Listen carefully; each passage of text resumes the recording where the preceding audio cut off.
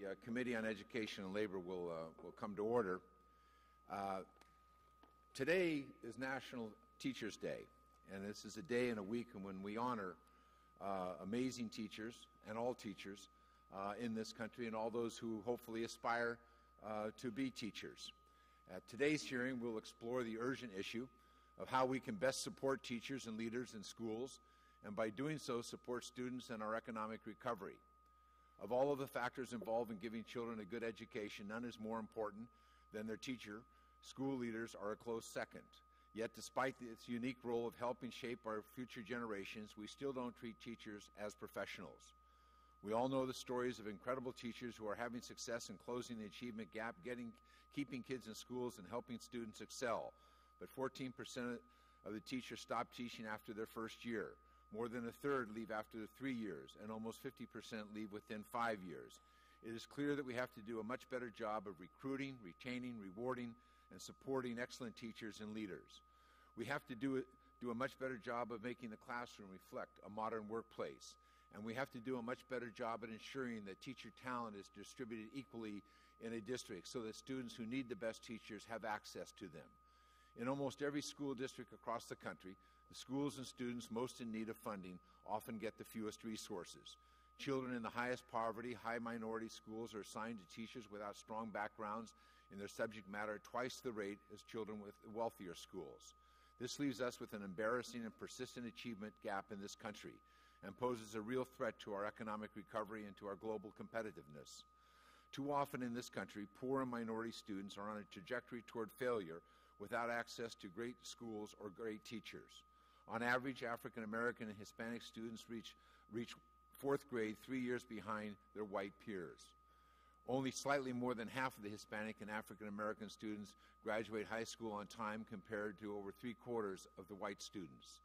High school dropouts can have an enormous economic impact on our local communities and on our nation as a whole.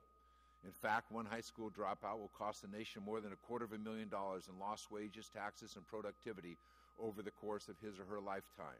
Altogether, dropouts in the class of 2008 will cost this country nearly $319 billion in wages over their lifetime.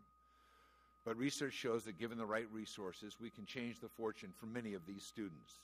In Los Angeles, for example, a study shows us that if the district were to replace the least effective teachers with the most effective teachers for 4 years, it would completely close the achievement gap. That's stunning, and we'll examine whether or not it's true. These studies, you got to love them, huh? Excellent teachers are the key to success in our schools. But we won't be able to resolve the many challenges facing our schools unless we change the way we treat teachers, talk about teachers, and think about teachers. To help attract and retain bright teaching talent, we'll need to make teaching workplace more like what other young workers expect, to be treated like professionals with respect, recognition, and resources to do their job and to be able to collaborate with their peers. And other countries have recognized this.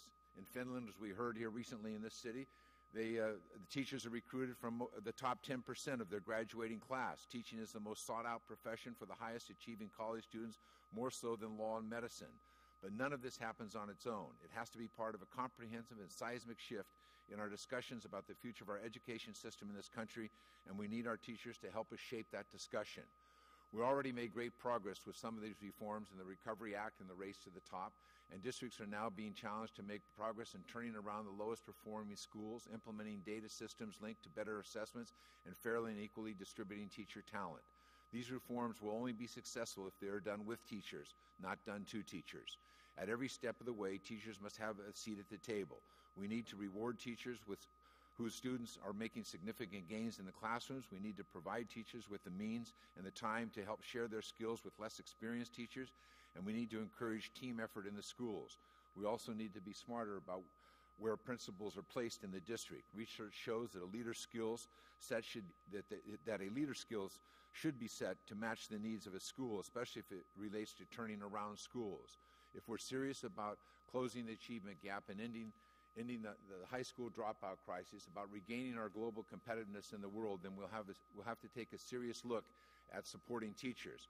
I look forward to hearing from our witnesses today about what we can do to create modern teaching workplaces that will help every teacher every teacher and every student succeed, and I thank all of them for being here today. But I just want to add a note that if you review the testimony in the beginning of almost every set of testimonies today, you've all told us that the teacher is the most important person in this scheme of education that we have in this country.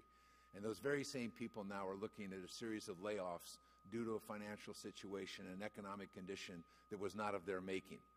The financial scandals of Wall Street have stripped local communities of the tax revenues that they historically rely on to finance schools. Local taxes, property taxes, sales taxes, and as do the states.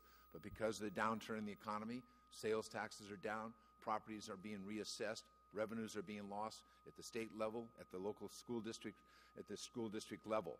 So I think we also have to be very cognizant of that. I've introduced legislation, Senator Harkin has introduced legislation to try and stem, to the extent that we can, those layoffs. It's estimated that somewhere between 250 to 300,000 teachers, really school personnel, not just teachers, but others who make it so important to the support and the running of local schools, are facing layoffs at the beginning of the budget year this June. And so I just think that should be a backdrop, because our response and our support for teachers isn't just about being in the classroom. It's about also the environment in which they're called upon to work and the situations that they're cast into, not only for themselves, but many of their students. Obviously, their families are suffering these same kind of upsets because of the economic downturn. So I just think it's important. I would hope that the Congress would respond by providing assistance to districts to forestall these layoffs this year, and I would also hope for next year, but we shall see. With that, I would like to recognize Congressman Castle, the senior Republican in today's hearing, and the subcommittee chair, ranking member of the chair. Thank you. Whatever. That's sort of the way. Chairman, I was shocked at your a couple of comments that you had concerning the studies that we get up here. I always thought they were perfect, and we were supposed to just assume that when we got them. But I think probably you're right; they're not. I would like to also welcome the witnesses in both panels here today, and offer my thanks for your participation in this hearing today. We're here today, as the chairman set forth, to look at the importance of quality teachers and explore ways to support the best educators for our kids. No one denies the success of our education system depends largely upon the quality of classroom instruction. Students deserve the most effective teachers because their future achievement may well depend upon the caliber of the men or women standing before them in the classroom. Academic research has confirmed that students with excellent teachers excel, while those assigned to teachers who are less effective sadly lag behind. As federal policymakers, we have a responsibility to help ensure teachers are equipped and trained to perform well in the classroom. This is a responsibility we share with state and local leaders who stand at the forefront of education policy. I look forward to hearing from our witnesses about how we can support the efforts already underway that work and reform those that do not. For years, Republicans in Congress have championed programs such as the Teacher Incentive Fund to improve teacher effectiveness in the classroom and reward effective teachers. Republicans also believe in letting teachers teach, which means trusting the wisdom of the educators on the front lines and not the wisdom of bureaucrats in Washington. The administration has included a number of proposals in their blueprint for reauthorizing the Elementary and Secondary Education Act that touch upon teacher performance, and I am sure those proposals will be a part of our discussion today as well.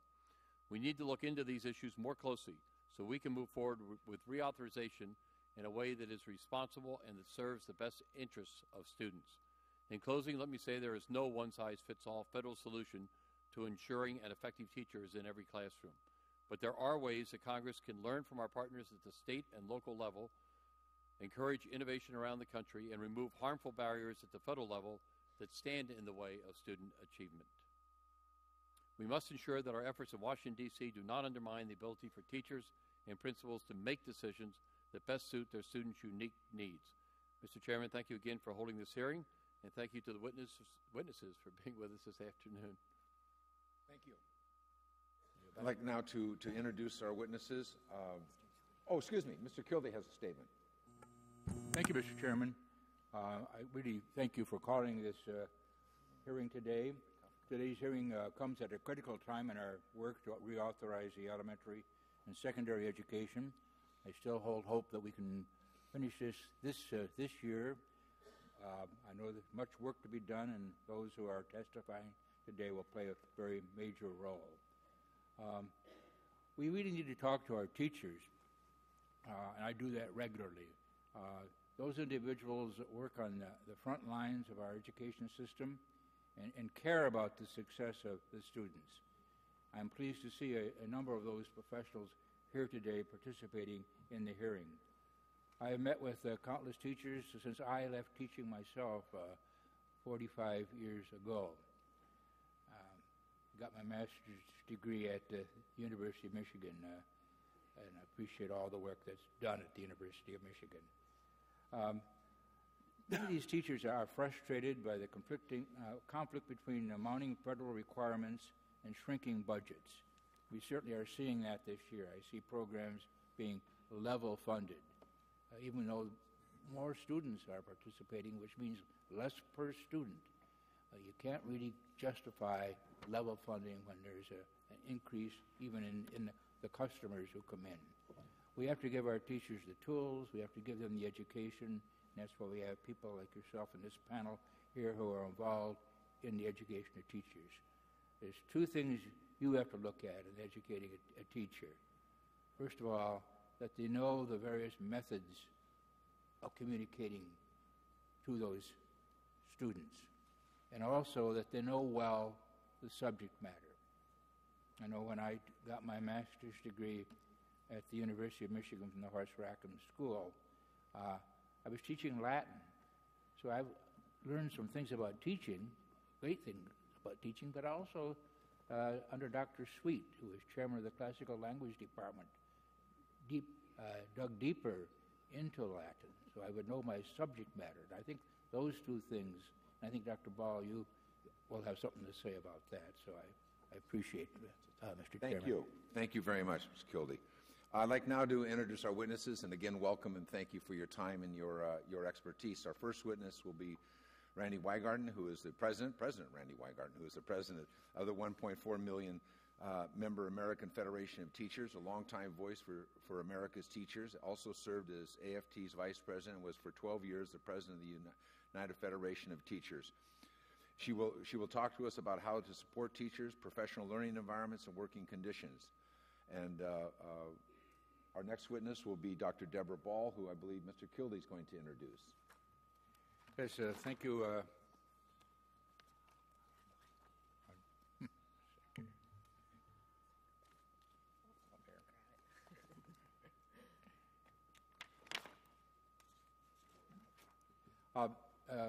Deborah Ball is Dean, Mr. Chairman of the School of Education and the William H. Payne Collegiate Professor at the University of Michigan, where President Obama was just Saturday, as another president had been, I think, 50 years before.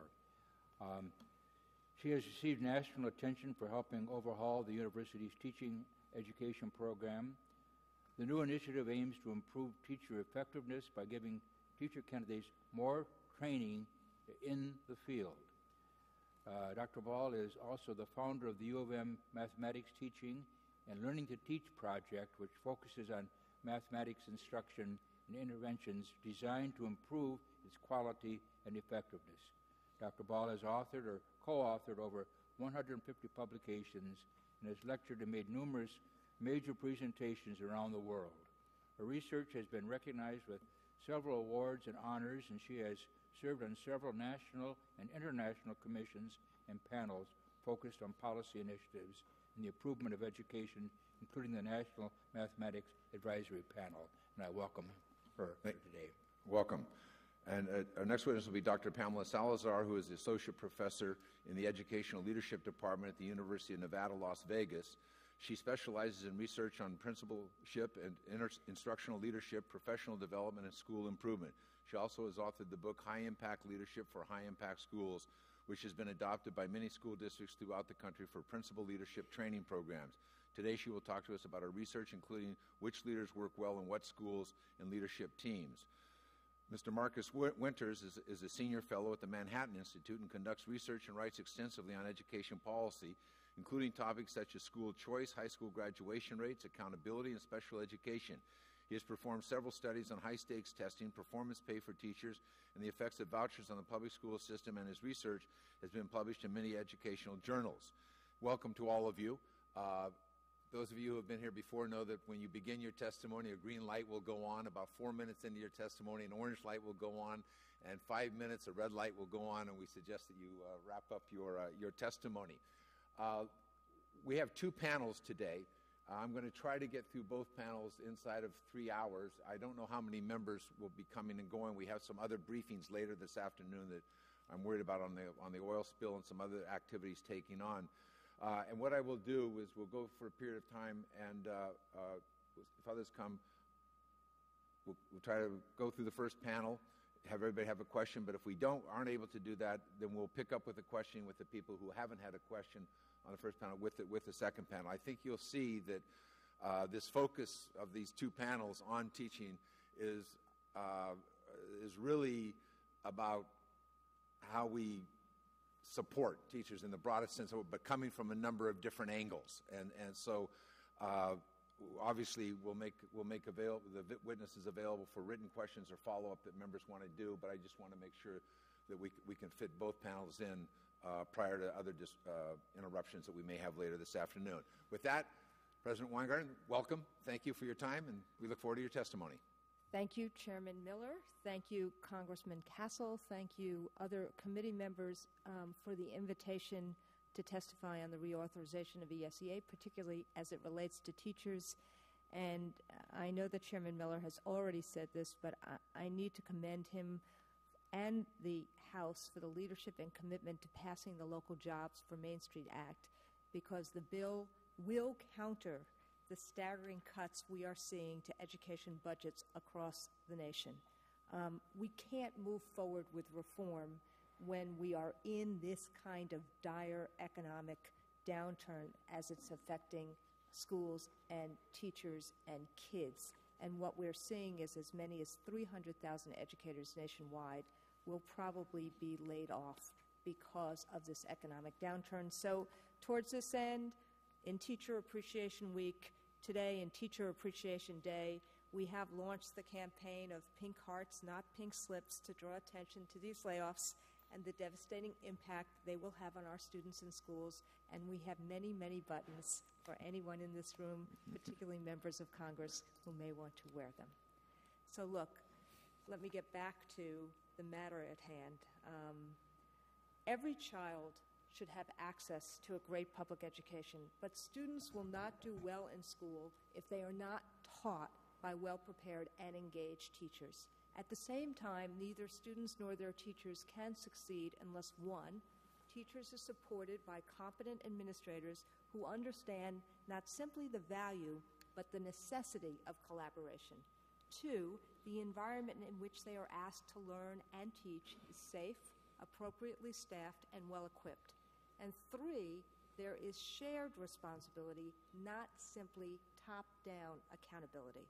It is often said that great teachers are not born, they are made. However, our nation's approach to teacher quality suggests that we actually believe the converse is true, that great teachers are fully born, ready, willing, and able, and prepared for that role. The truth of the matter is that good teaching is an art built upon a firm foundation. We have to begin, and I know that there are several others on this panel who will talk to this issue, but we have to begin by making sure that teachers get good preparation in the schools they attend. High-quality induction programs for new teachers should be required for all districts and should be developed collaboratively by teachers and administrators. Once teachers are in the classroom, they should receive ongoing, embedded, relevant professional development that is part and parcel of a valid evaluation system. As you see, the AFT has been now trying to merge both development and evaluation together in a continuous development and evaluation system so that we don't simply provide snapshots, but that system can be used to inform teaching and learning. Now, ultimately, these factors, meaning ensuring that we support good teaching, is obviously not divorced from what students need to succeed. But I would also press upon looking at the out-of-school factors because we know that they are relevant as well in terms of how a child performs. Now, you know we have focused on the ways to improve teacher development and evaluation programs. We know we have to focus on out-of-school environment issues. We know that there are ways to help ensure that teachers come to hard-to-staff schools. We know how to do a lot of this. So let me, before my time is up, let me just focus on two little things, or two things that we've just done. Take the contract and the evaluation system that the teachers and school system just bargained in New Haven. What it demonstrates through collaboration and collective bargaining that you can use those to secure tools to create systemic and transformative change. And we have asked for the editorial about the New Haven contract that just showed up in yesterday's New York Times to be part of the record. In terms of professional development, we think that if we have grant programs for teacher centers that provide comprehensive professional development, information on research and curricula, assistance for new and veteran teachers, and an opportunity for teachers to direct their own professional growth, that will help hugely. Lastly, I want to focus on evaluation systems. The ESEA reauthorization should establish a pilot program for LEAs that allow for the collaborative development and implementation of transparent and fair teacher development and evaluation systems. The goal of such a pilot is to develop more dynamic evaluation systems and learn from them. Instead of relying on inadequate measures like a single student test score, we have to take the time to develop these systems. And ultimately, again, I go back to what we just did in New Haven. This is the best model that I have seen. We have used collective bargaining in a way to transform an entire district through the transformation of their development and evaluation system. And I know if you create the opportunity for us to create those pilots to do that, we will transform teaching and learning in this nation. Thank you very much.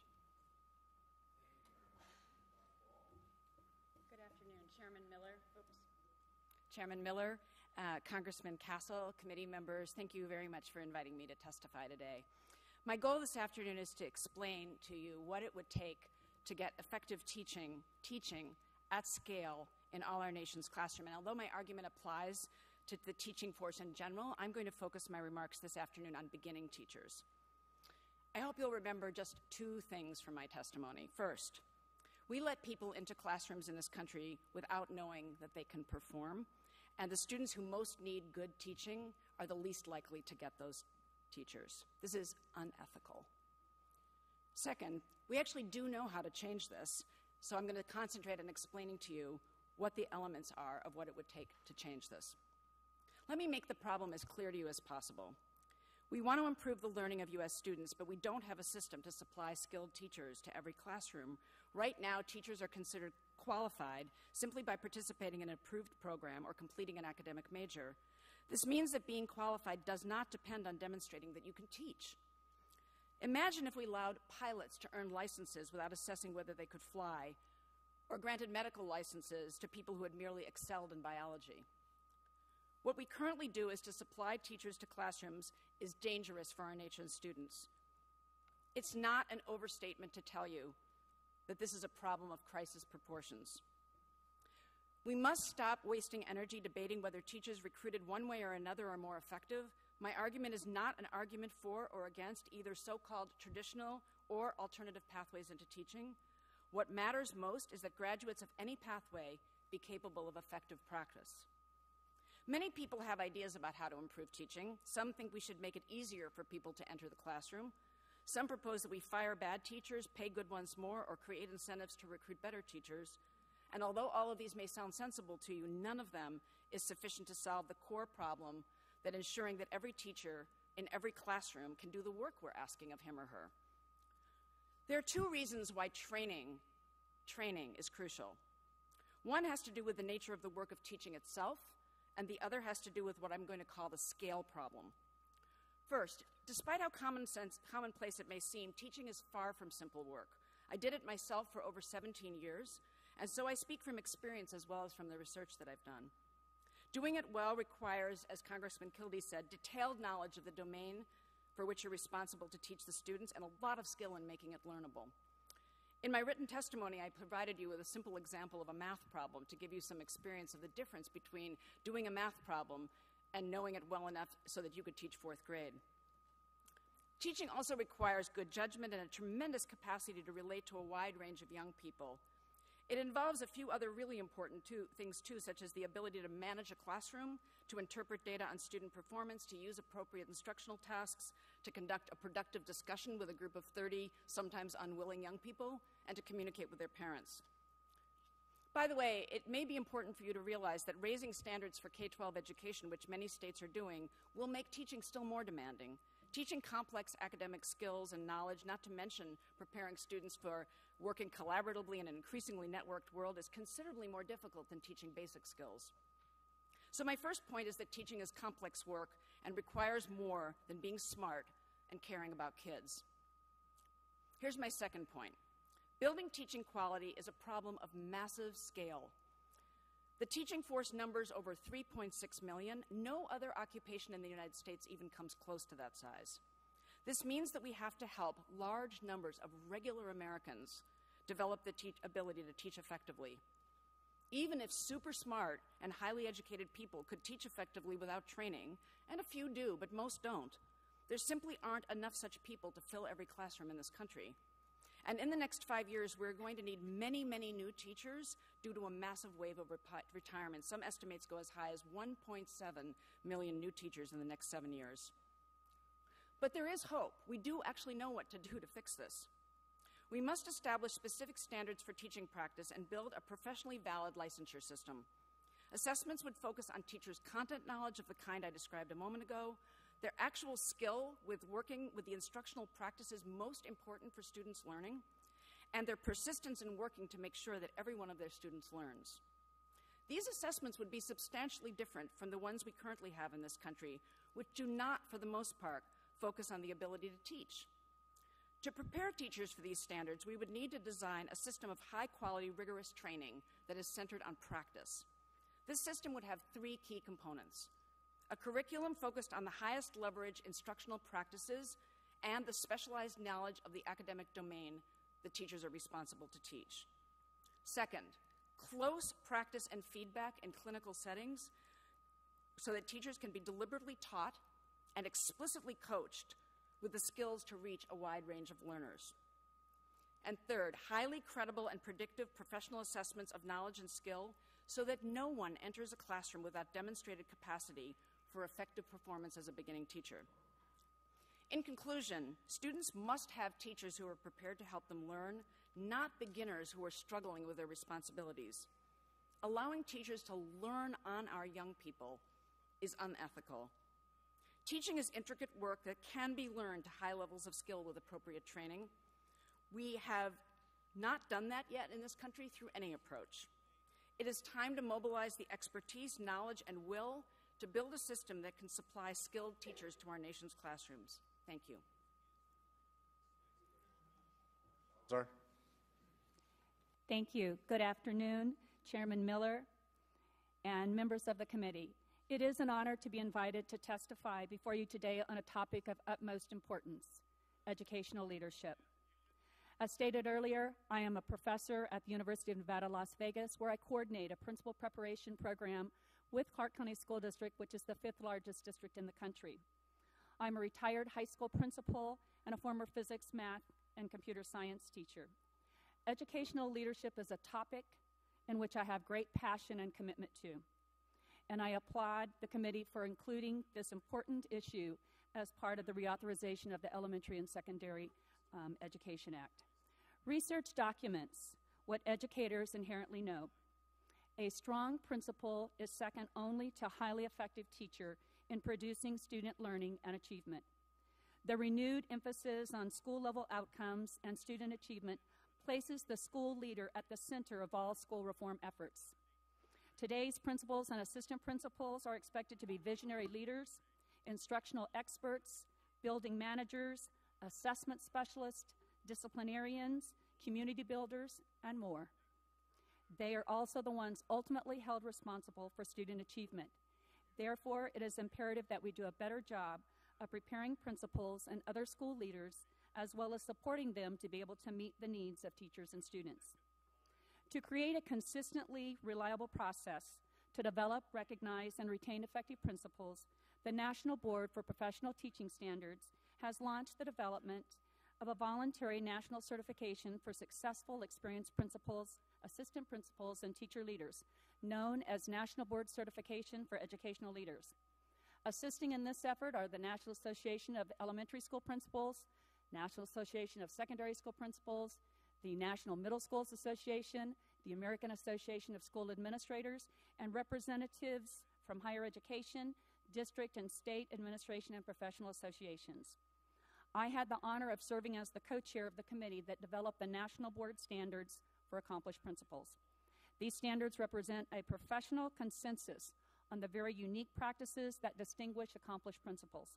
They are cast in terms of the collaborative actions that accomplished principals take to advance learning to the very highest level for each and every child.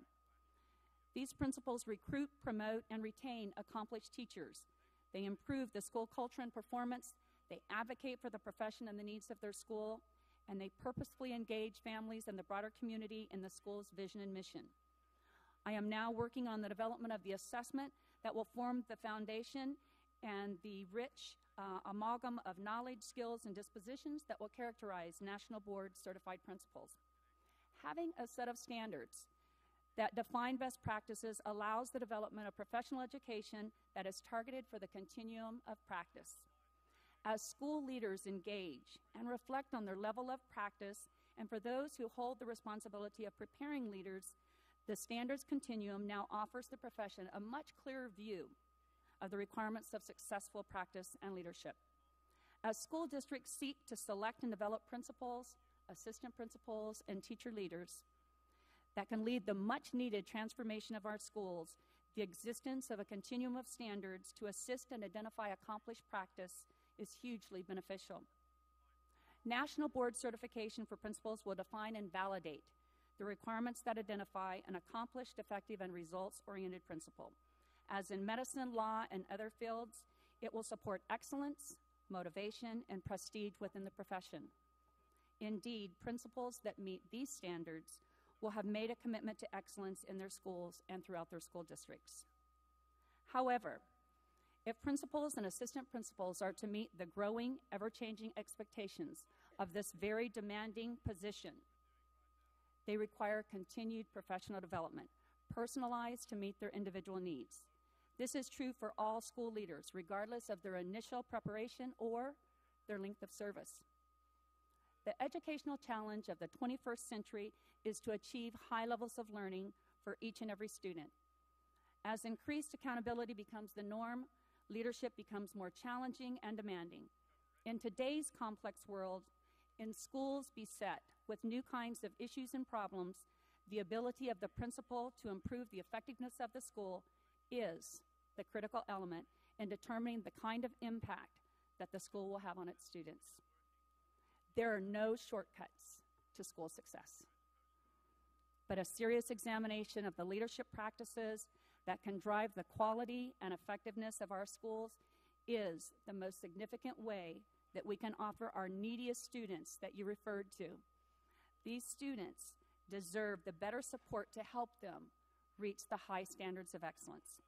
Effective educational success depends on quality school leadership. This means that it is imperative that we attract, develop, and retain the very best and brightest educational leaders to the profession to prepare students for the expectation of an ever-changing diverse population and global economy. Thank you for the opportunity to testify before you today. Dr. Winters? Chairman Miller, Congressman Castle, members of the committee, I appreciate the opportunity to testify before you today on the important issue of teacher quality. The findings of modern research strongly confirm what parents, teachers, and school administrators have always known. The quality of a child's teacher is the most important factor within a school's control that determines a student's learning in a given year. The best estimates indicate that the difference for a student being taught by a good or a bad teacher amounts to about an additional grade level's worth of learning at the end of the school year. Unfortunately, the current system fails to distinguish between our best and worst teachers. Nearly all teachers are rated satisfactory or higher according to their official evaluations. When the current system does distinguish between teachers, it's according to two attributes that research consistently finds have little to no relationship to a teacher's performance in the classroom: the attainment of advanced degrees and years of experience. Researchers consistently find no discernible relationship between whether or not a teacher has a master's degree and the learning her students acquire in a given year. According to the research, the benefits from classroom experience seem to plateau after about the third to fifth year. Of course, some teachers do get better over time, but some teachers don't improve, while others burn out and actually get worse over time. In addition, whether an individual teacher is better at her job today than she was yesterday is insufficient for determining whether she is more effective than the teacher down the hall. Empirical studies consistently find that experience and other easily observed characteristics explain very little of the difference in teacher effectiveness. That credentials and experience tell us so little about teacher effectiveness is disappointing because most school districts rely on those attributes alone to determine a teacher's salary. Teachers have responded to their the incentive of their pay scale by pursuing unproductive advanced degrees. The percentage of public school teachers with a master's degree or higher has increased from about 24% in 1961 to about 52% today. It's common for school systems to determine layoffs based entirely on seniority within the system. Those first-in, last-out layoff rules are now coming into play as states across the country are finding it necessary to reduce their teaching staffs during this time of fiscal strife. The results of basing layoffs on factors unrelated to classroom effectiveness will be that many wonderful young teachers will be let go and several poorly performing but more experienced teachers will remain in the classroom. Further, in most school systems, upwards of 95% or more of teachers who remain in the classroom the 3 years or so required to become eligible for the job protections of tenure receive it. It's true that tenure only requires that a teacher cannot be fired without a due process proceeding. However, in practice, that due process is so burdensome and expensive that most administrators don't bother with it. For instance, just 10 of New York City's 55,000 tenured teachers were fired for any reason in 2007. Even if we were to believe that schools were capable of identifying and removing all of their ineffective teachers so early in their careers, the practice of tenure still essentially assumes that anyone not shown to be incompetent in their third year will be effective in the classroom in their 30th. Given the complexity of a teacher's job, it's not so surprising that the basic attributes like experience and credentials explain so little of their effectiveness. Qualitative attributes such as a teacher's patience, classroom management skills, and knack for presenting complex information clearly explain most of her influence on students' learning. Unfortunately, those attributes do not lend themselves to simple salary schedules or layoff policies. If we take the lessons of modern research seriously, we have to conclude that today's system has its priorities backwards. A better system would measure a teacher's actual performance in the classroom and then reward the most effective teachers or remove the least effective ones accordingly. The first step towards creating a better system is to improve teacher evaluations. School districts should replace the current evaluation system with one based in part on a teacher's measurable influence on student standardized test scores. Data analysis is far from perfect, and it should certainly not be used in isolation to make employment decisions. But modern statistical techniques can raise red flags and thus help administrators to distinguish between teachers whose students excel and teachers whose students languish or fail. Once a school system has identified the best and worst teachers, it should act upon that information. States and districts should continue to experiment with different ways to tie some portion of a teacher's compensation to her performance in the classroom. Further, states should streamline the process for administrators to remove ineffective teachers once they've been identified. Unfortunately, local union affiliates continue to fight hard against some of this meaningful change. Consider New York's recent experience. When it appeared that New York City Mayor Michael Bloomberg was prepared to use test scores as part of evaluating teachers for tenure, the city's teachers union went to Albany and pushed through legislation making it illegal for any school system in the state to do so. Further, with an estimated 15,000 teacher layoffs on the horizon in New York, it's the state's and city's teachers unions that have stood strongest against proposed legislation that would grant discretion to principals so that they can determine which teachers should remain in the classroom. Some argue that it would be more productive for us to instead focus efforts on reducing class sizes for teachers. The argument for reducing class size depends on a single study from 79 public schools in Tennessee during the 1980s. It was a very good study. The study followed a high-quality random assignment design and found some evidence that student learning was greater in smaller class size environments. However, when taken to scale, the results of class size reduction programs have been disappointing. For instance, a study by the RAND Corporation found that California's class size reduction program has had no influence on student proficiency. It's essential to America's future to ensure that each of the nation's public school classrooms is staffed with an effective teacher. The current system is incapable of achieving that goal. It's time for school systems to rethink the way that they evaluate, compensate, and hold accountable public school teachers who are educating the nation's youth. I look forward to your questions. Thank you. Thank you to all of you for your testimony. Let me see how to proceed here.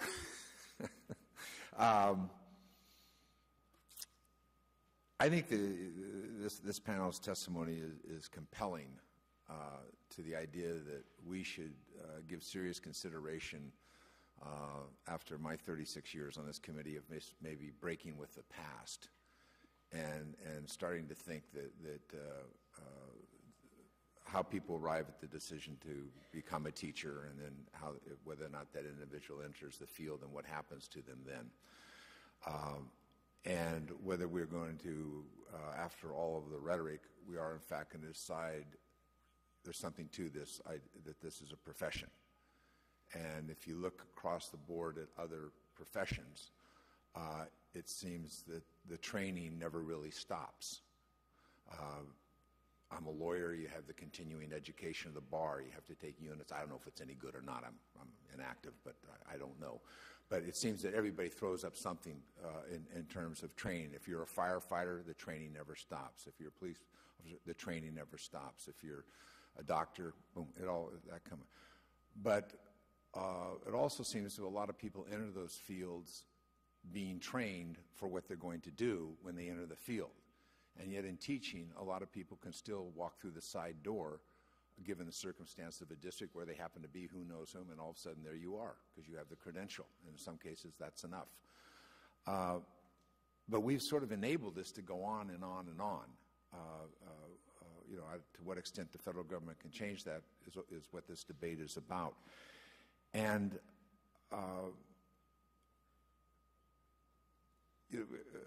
Dr. Ball, you talk about the redesign of teacher training, but the 3 steps that you lay out don't look a lot like what most teachers, what I think most teachers are been led to believe most teacher training programs look like.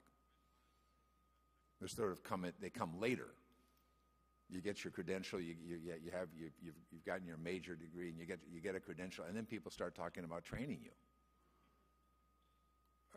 When I look at the 3 things you outlined, it would seem to me that some of that has to occur beforehand. I mean, I don't know what schools of education do. I don't see any evidence that they do much.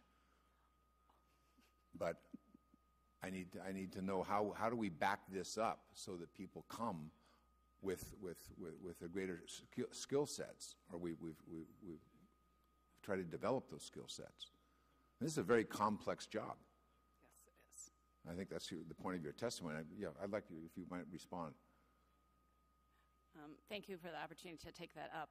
Indeed, my argument was that it's crucial to ensure that we establish standards for entry to the profession. And right. It was quite clear about saying that I think that can be provided, potentially through multiple pathways, that schools of education should and can provide that sort of training, but so could that be done through other pathways. What's crucial is to establish the bar that someone needs to meet in order to be allowed to practice independently on students. We do that with, as you said, many other professions, and in fact, many trades in this country don't allow people to perform what we consider to be, skilled trades without actually having a license. You don't have someone come to your house to repair your disposal who doesn't actually know how to work on drains. So I think that what we haven't done here is to establish a key set of things that we don't think any young person should have a teacher who can't do those things. And I think it would require articulating a continuum where the training you describe for ongoing learning, that some of those things would be things people learned as they became more expert. My colleague here referred to the fact that teachers don't improve with experience. I think it's quite easy to point to the fact that much of the training provided to teachers as they advance through the profession doesn't enable increasing skill.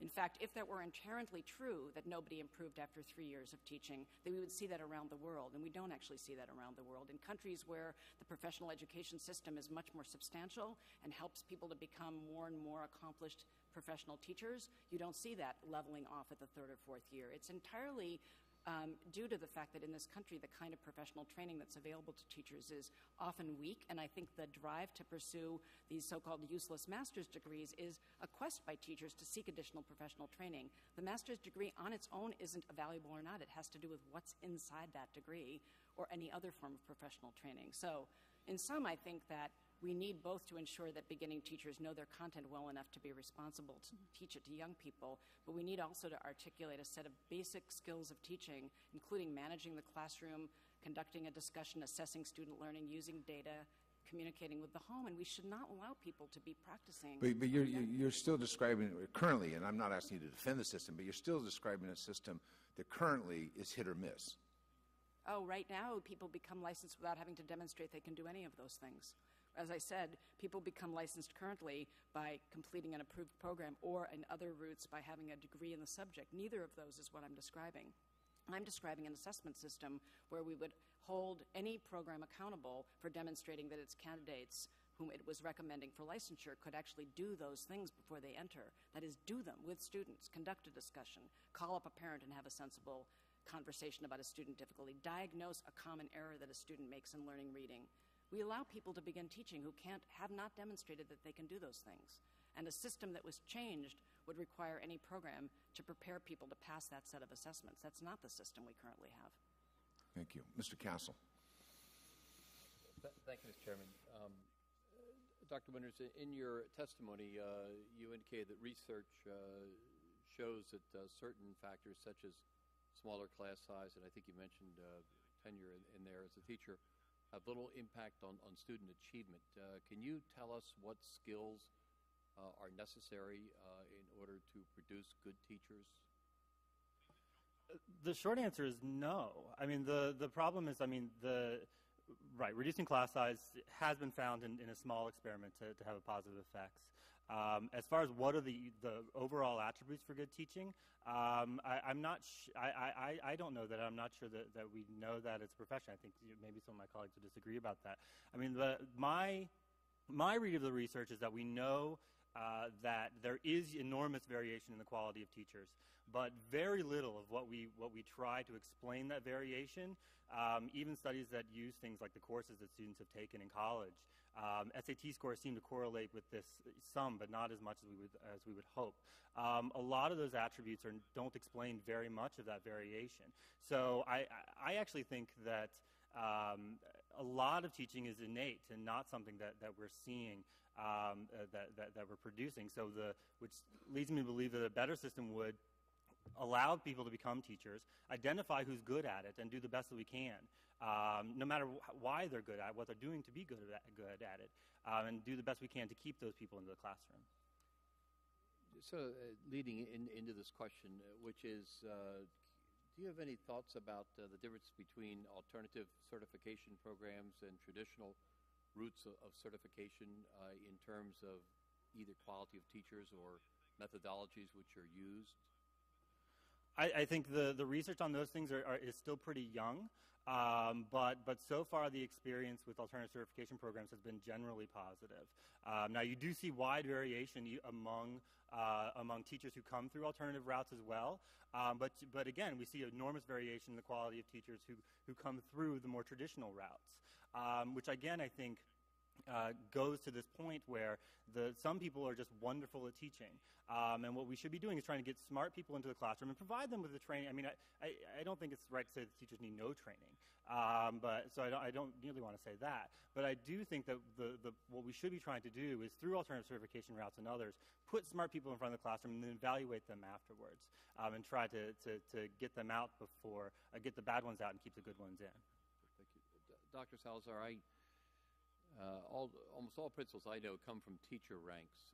Is that, I guess that's generally true throughout the country. Is there any experimentation, or has anyone looked into alternative methodologies of bringing people into principal ranks who don't necessarily come up through the teacher ranks? And if so, is there any judgment as to whether that's successful or not in any way? I have to tell you that in terms of research around that topic, I'm not aware of any. And I'm sure that someone has done research taking a look at alternative route to the principal, And certainly there are different certifications required across the states in terms of who can be a principal and who can't. That's not the case in Nevada. Everyone does come from the ranks of the teacher. In most states. And so I can get information back to you on that, but I don't really have any information on that. Okay, thank you. Ms. Weingarten, you said someplace, and unfortunately it's sort of disconnected from other things you said in my mind, but you said, and I agree with you completely on this, that we need to look at out-of-school factors. And that's true, obviously, in terms of how we're educating kids. But I'm not sure exactly how you intended that when you said it, looking at out-of-school factors. In terms of judging teachers, or in terms of what we as a society should be doing with respect to educating kids? Sorry. What we need to do is, I think, three things. One, and today we're focused on the path to great teaching and great teachers. But the second thing is, and none of us actually focused on it as much as we should today, there's a need to have a broad, engaged curriculum. Chairman Miller and this committee has been talking about that in the context of common standards and assessments that are aligned with common standards, but an engaged curriculum, rigorous curriculum that includes art and music and physical education, but is deep in terms of social studies and science, is very important as a lock-in with great teachers and great teaching. And the third point was that poverty can't be an excuse for students to not have the engine of opportunity. But what we have seen is that if you find ways to compete with poverty, schools alone and teachers alone will never be able to do this. And I disagree with my friend Marcus on the other side of the table, because teachers alone can't do this. Maybe in isolated circumstances, yes. But so what we've seen is that in schools and districts that have wraparound services, community schools, where the schools itself are the hub for these outside services like health care, after-school care, some social services, you see a way of being able to level the playing field for poor kids and narrowing the achievement gap. So what I'm saying is we need to deal with all three, not use out-of-school factors as an excuse, but help kids by dealing with all three. And so in what we have actually proposed for an overhaul of teacher development and evaluation is by focusing on shared responsibility as opposed to just top-down accountability. When teachers, for example, will say, I need to lower class size so I can differentiate instruction among and between children. That's the import of class size. Or I can identify that this child needs some other additional supports. I can do what I can do instructionally, but you have to help me get those other supports for this child. That's what we're talking about when we talk about a holistic development and evaluation plan that includes access to wraparound services. And that, Congressman, is exactly what New Haven has just done, which is why I am so fixated on New Haven. Thank you. Thank you all very much. Mr. Kildee. Thank you, Mr. Chairman. Dr. Ball, I really appreciate your recommendations to reform the way we prepare our teachers in this country. If we were to move forward with these recommendations, what is the federal role, and can we learn anything from other professions? You know, a century ago in Ireland or France or Germany, very often in a small village, the most educated and the person turned to the most in that village would be the priest, the lawyer, the physician, and the teacher. These were the professions that really were the founts of knowledge in those. Can we learn something from other professions as we prepare teachers for their responsibilities? Thank you, Representative Kildee. I think that on the second question first, from other professions, in fact, other clinical professions, and in particular ones which work with young people, so I gave the example of flying a plane, but it may be more appropriate to think of professions where people work with people, where there's this uncertainty of how you work with a young person, how you work with a client if you're a psychologist. And in fact, A colleague at Stanford University, Pam Grossman, and her colleagues have conducted a study of preparation in other professions to learn more about the clinical preparation in other fields. And in fact, they do much better at teaching the clinical skills, at breaking them down, at naming them, at rehearsing them and coaching them and assessing people on them. So I disagree with my colleague that teaching can't be taught. And in fact, I would argue that it's highly dangerous to take a policy strategy that permits people to be tried out in classrooms and fire those later who don't produce results. There are real children in those classrooms who are suffering under the teaching of people who later find out they can't do it. Let me give you a simple example. When a child makes an error in elementary mathematics, as the kind that I produced in my written testimony for you, you don't want somebody teaching in that classroom who's mystified by that error. You want somebody who can rapidly size up what the difficulty is that the student is having and who has 3 or 4 key leverage things to do next to help the student learn. Is deeply dangerous to put people into classrooms who can't quickly recognize the errors that kids make and can diagnose them and move on. And that is precisely what other diagnostic human professions have done. Equip people with the knowledge, give them lots of practice in identifying when patients or clients have those difficulties and having the strategies to deal with them. I can't understand a strategy in which we think it's permissible to put people into classrooms who are smart and hope that after 2 or 3 years they've done well, and if they haven't, we fire them. Those are real children in those classrooms. And I think it's unconscionable to think that that's a reasonable policy strategy. When you ask about the federal role, I think there are things the federal government can be doing in supporting more integration of common content in this country. It's very difficult to prepare teachers for their work when they teach entirely different content in different parts of the country. And I know that that's a very deeply problematic issue, but it's actually quite important to the improvement of teaching. I do want to close by saying one other thing, which is that the research on alternate routes versus other kinds of teacher education programs shows that they actually are very little different. One study shows a slight advantage to one and on the other, but overall the message I'd like you to understand is that in no pathway or program are we preparing professionals adequately at the scale we need in this country, and in no pathway whatsoever. Thank you, Mr. Chairman. I was mystified, but I think it's because I was reading it after a long, that math problem after a long jet trip, so I Did you solve it? yeah, I solved it. That and cold fusion while I was waiting for my bags. Ms. Biggert. Thank you, Mr. Chairman. You mean I can't go back to the classroom? You always could. He might be mystified. I'm a little confused. Chairman Miller used the analogy of lawyers, and he's a lawyer. I'm a lawyer, and my first job out of law school was clerking for a judge in the U.S. Court of Appeals, where I got a really broad education with every kind of issue that came up. And then I was hired by a law firm, which I didn't do. I decided to practice on my own. And, here having been doing the Socratic method and suddenly back to, how do I write a real estate contract? How do I do a probate and things? No clue. And nobody to help me because I was on my own. So what do? You go to the continuing education and take go into the classes and talk to people there and get the ideas. To me, maybe I'm missing something, but it seems like if you get a good education in the schools, and then you do student teaching, that you really are, if you're a student teacher, you are working with another teacher who can be a mentor. And then I was a school board president, and we had, the mentoring that was very important to our school, and every young teacher was, had a mentor who went in, taped them in the classroom so that they could see what they were doing, and even the other teachers. So it seemed to me that there was an awful lot of continuing education, and we had days of teacher training. I don't always know how good that was, but teachers participated.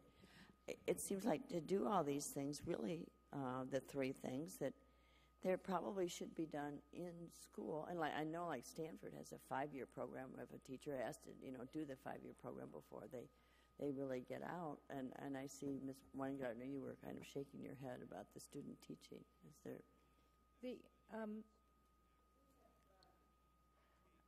I have both taught and practiced law. We teachers, and Dr. Ball said this already, but there is, in medicine, in law, in several other professions, the deliberateness of the training is much more intense than what you have in teaching. And so what you see in countries like Finland and Japan is the way in which Finland spends a lot of time, as the chairman said, on the induction and recruitment and selection process of teachers. But what they do that is quite different than anything we do in the United States is the focus on teacher development in school when teachers get there in real time with real professional development, not off the shelf from someone else. And they do this by having teachers work together. It's excruciatingly expensive because what you're doing is you're taking teachers together, working together, diagnosing what kids need, building on each other's practice, polishing the stone, thinking about their craft in some ways like we do in grand rounds in medicine, like one does in a big law firm that I had the honor to work in. And that's how teachers really learn deeply to teach. But it costs a lot of money, and that's why a lot of school districts never, ever do it. Well, if you have like the LSATs for law and then hard to get into medical school, do we need to raise the standards for getting into education to start out with? Well, it's both the issue of who comes in to teach, but I'm focused on, regardless of who is there, how do we make them, how do we help create the versatility, both in terms of the content knowledge and in terms of the modes of transmission of teaching that Congressman Kildee talked about. And so ultimately, what happens in Finland is you have, because of the value of teaching, you have some of the, quote, it has become the most attractive profession to go into. In the United States, that's not the case. But the emphasis I'm making, Congresswoman, is that it is a craft that you learn. That those of us, and this is where I disagree with Mr. Winters, we are not that good. No, we're not ranked very well either. Teach. And even with my law degree and on law review and all of that, I was a blithering idiot the first few days I taught in schools. And ultimately, it was the craft of learning with others and understanding content, but also how to do the things that Dr. Ball was talking about. And let me just finish by saying, we see good models throughout the country now. Our real obstacle is how to create both the capacity and replicability of that, so that it's not individuals or individual schools, but how do we do that throughout the country? Thanks. Yield back. Thank you, Mr. Chairman. Thank you to all of you. Love to sit here and have a long conversation with you because I really appreciate what you're saying. And maybe just picking up Ms. Weingarten, you're just talking about the capacity and the replicability. Because one of the frustrations, I guess, that I've had in thinking about this and having been a former school board member a number of years ago is that I don't think we have time to work on pilots throughout this country.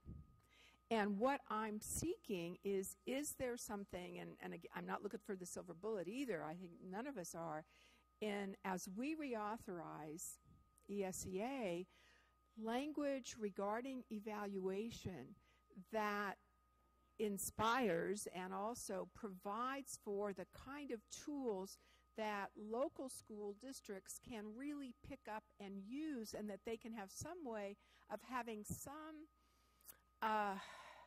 way of verifying that what they're doing, has some merit. I think the first question we have to ask sometimes is, do evaluations matter? I mean, do we actually see that student achievement improves in schools that have, what we might call as close as possible to a kind of state-of-the-art evaluation? I don't know if any of those exist, but maybe they do. And the question is, what role does the evaluation process play in that? So looking at that issue, but then how can we do this? Because to me, giving grants to schools, giving them an application process and demonstrating that they're doing, I think it's going to be a little, perhaps like national board certification, which I think is fabulous, and I've been a big champion of that, and I love the idea of that as well in principalship. But we know that there are certain individuals who are going to seek that. And we have to reach everybody here. We can't just do that. So what is it that we need, that we can do here in terms of evaluation? Because what I just keep feeling the pushback, you know, in whole or in part, we don't want any link to test scores. Well, local school districts control a lot of that too. That's out of the hands of a lot of teachers. But the way in which teachers prepare students for that, to me, would be more significant than the actual score. So help me out here. I'd love to be part of writing something that really makes a difference in this area. As Chairman Miller and I have had many conversations about this, and maybe we have at the AFT broken new ground on this, but in January we talked about overhauling the teacher development and evaluation system and having as a component of evaluation both teacher practice and teacher standards, but also student learning. And so some people think about student learning simply as standardized test scores. I think about it as much broader than that. But in and your sense of urgency, we feel as well. But what we're trying to do here is create some good practice and some good templates so that actually districts and unions could use them. And some of the researchers who helped design the evaluation frameworks that we released that day said to us, allow for modeling. Don't come up with your own model. Come up with frameworks that then districts and locals will use. And in fact, what has happened since January is that we now have, and we are about to submit, an I-3 grant for 17 districts and local unions that are willing over the course of the next year to create this. We already have 8 districts in New York and Rhode Island, and I see Congresswoman McCarthy there. She's been very helpful in helping us figure some of this out. We already have some of them on the ground doing this. The goal is to create a tipping point, to use this coming school year, and hopefully with a new reauthorized ESEA to promote the real overhaul of this so that we are looking at what practice works and what doesn't, and then how do we replicate the practice that works, and how do we jettison what doesn't work. And ultimately, if a teacher is floundering, how do we help that teacher? And if she doesn't make it, how do we weed her out of the profession?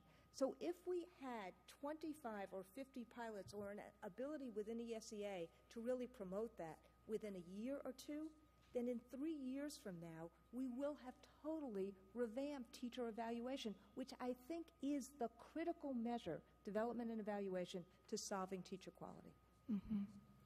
And what about I think that's fine, but everybody else, how do we do something that in those 3 years, so we're not wasting that time, also create the opportunity for others to look at some of the things that you're doing? Is that what ends up happening is that there's with Race to the Top and with this focus on teacher preparation and evaluation now, people are sharing information the likes of which they have not beforehand.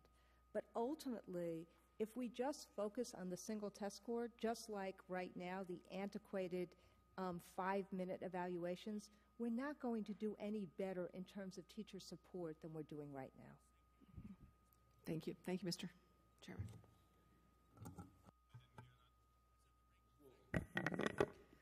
Thank you, Mr. Chairman. Thank you, Ms. Weingarten, for bringing up the very subject of competing with poverty. Far too many of our nation's students go to school hungry or without proper medical care. Many of them don't have someone at home to help with homework or a safe place to go after school. And I believe what you just said, that schools and communities need to be able to offer these services to children and their families so that children are ready to learn when they enter the classroom. So we're talking about teachers and how we ensure that the teachers are the most qualified, et cetera, et cetera. How can we evaluate teachers that have wraparound services available in their school districts with those who do not? I mean, what are we going to do? I mean, it's going to be the poor districts that need it the most that are going to have the hardest time getting these. I'll start with that, with you, if you can have an answer. Look, and Congresswoman Davis, I think, in some ways said this. We have to build these planes and fly them at the same time. We don't have a choice as school teachers, and we have to help. So regardless of whether a teacher gets the support she or he needs, regardless of whether he has the supportive principal, regardless, we can say regardless of all of this, every single day a teacher has to try to do her best to help create a connection and engagement with children. Right. So there is a way, and I know the chairman and others have been talking about using growth models in terms of accountability as opposed to as opposed to the current AYP, and that may be helpful in terms of this. But what we're also proposing for ESEA is this notion of shared responsibility and 360-degree accountability, so that as part of an accountability system, if a school does not have some of the wraparound services or programs that teachers believe kids need, that is factored into accountability in some way, form, or manner. But we can't wait for every school. As much as we yearn for kids to have these programs, we're not going to be able to wait for every school to have wraparound programs for us to be able to focus on what teachers can be able to do and how we engage with kids. So would you take wraparound programs and tell the members and everybody that's here what you consider the basics of a wraparound program, and will they be the same for every district, or will they change depending on? Congressman Hoyer has, and I know you, Congresswoman Woolsey, have done this as well. You have bills about wraparound programs in community schools. What we have proposed is that there is a bucket of services that schools should be able to either access and coordinate with other not-for-profits. Now, the Race to the Top has some of this as part of the Promise neighborhoods. We've actually said, let's downsize that to actual schools. And so those services could include health services that could be paid for through the SCHIP program. They could include social services. They could include after-school services. They could include, in a high school, services for parents, ELL services, job development services, in order to start really bringing parents into the school, having a school open 20 hours a day, 18 hours a day, so that the school is really the center of community. So some of these services, let's say you had $100 extra. A school would then decide which service they could buy with $100. And maybe they couldn't buy all of it, but they would buy what was most necessary. Okay. I have a question for you, Mr. Winters. What is an effective evaluation program? An example of one, or what would one look like? What would it look like? What would one look like? Well, I mean, I'm part of the experimental. I think there's a lot of things we need to try. I think that I don't think the test scores alone, if that's where we're going, I don't think the test scores alone are the way to go. I think the test scores they are limiting and they are noisy, but they do provide some important information that should be used as part of evaluation tools. I also think that Principal evaluations and even peer evaluations can play an important role in those things. Part of that will have to be, there needs to be accountability on the principals and their peers to make sure that they have the incentives to make the right decisions about teachers as well. What all the correct weights of that are, I'm not sure, and I think, I think that's something for we need to consider moving forward. But an evaluation system that we have now, where 99% or a little bit less or a little bit more of teachers are rated as satisfactory or exceeding or excelling is by far off base of reality. Okay. I've used up my time. Thank you, Mr. Chairman. Thank you, Mr. Chairman. I want to thank the panel for being here today. I just want to say at the outset, I really appreciate what you've had to say, Ms. Weingarten, about the out-of-school factors, something that I've tried to focus on since I've been here beginning January 2007. I like the idea of schools as sort of community centers in some ways, too. We have a school in Cedar Rapids, Iowa, Taylor Elementary School, that served that purpose quite well before the Great Flood of 2008, and they were inundated by the flood, and they're coming back and doing that. And obviously it's important for the community as well. When you get a WIC program, for example, run out of a school and that sort of thing, sort of beyond what we think of as normal school activities. I have some concerns about some of what appears to be assumptions today about sort of where we are already. And maybe part of that is because I'm from Iowa, and maybe we take too much pride in what we already do in Iowa and how well we do it. I'm the first to admit that there may be some false pride there on my part, and some others. I'm sure that, the chair likes to hear me say that. But I do have a question, Dr. Ball, about, your own research. Because, and I like what Congresswoman Biggert said. I mean, there are programs that are in existence. They may be inadequate, but there are student-teacher programs, practicums, whatever the case may be.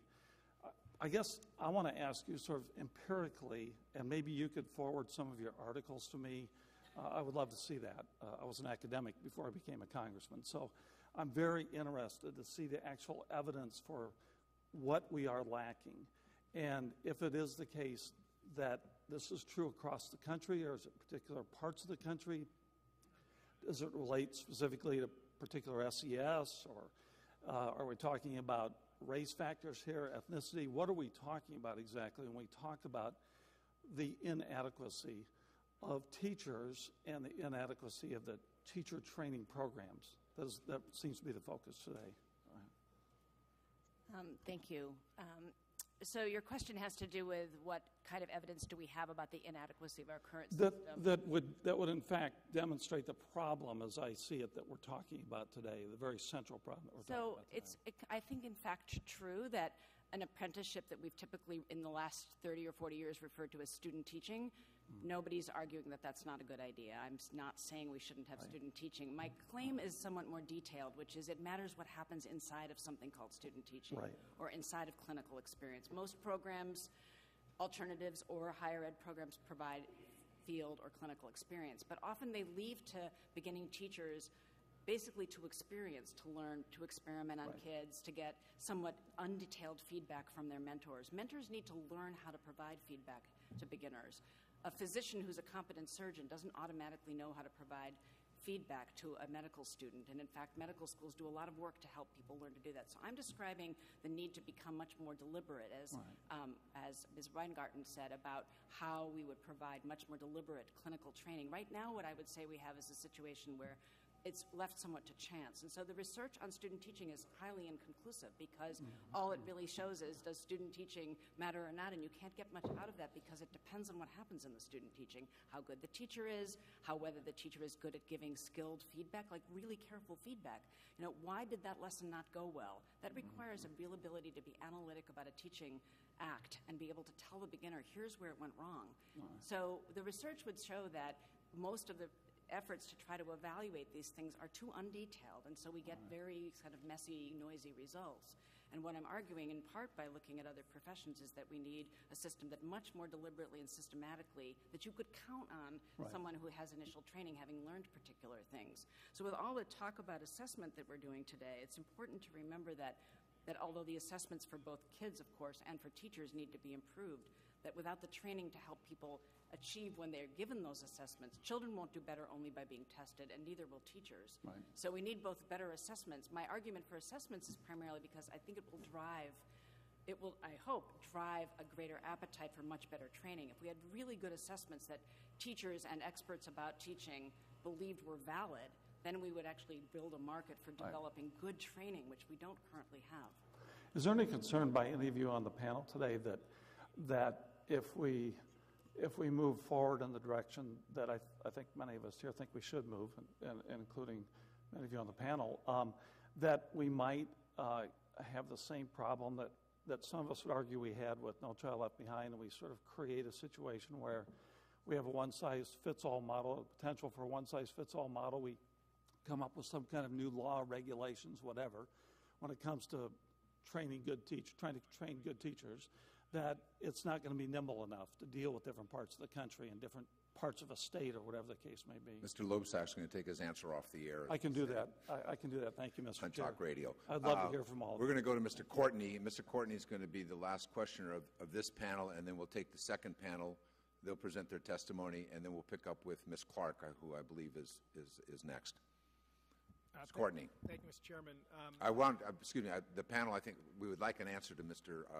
Loebsack's question, but I've got to move along here. We're going to lose opportunities. Yes, Mr. Courtney. Thank you, Mr. Chairman. Actually, my question was probably somewhat in the same vein.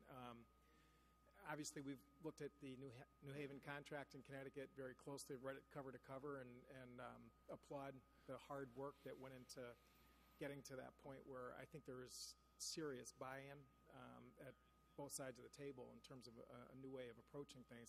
And again, I guess my concern is, looking at the blueprint, which obviously is a very unfinished document, and, devil's in the details when we get a bill here. I mean, are you comfortable with whether or not,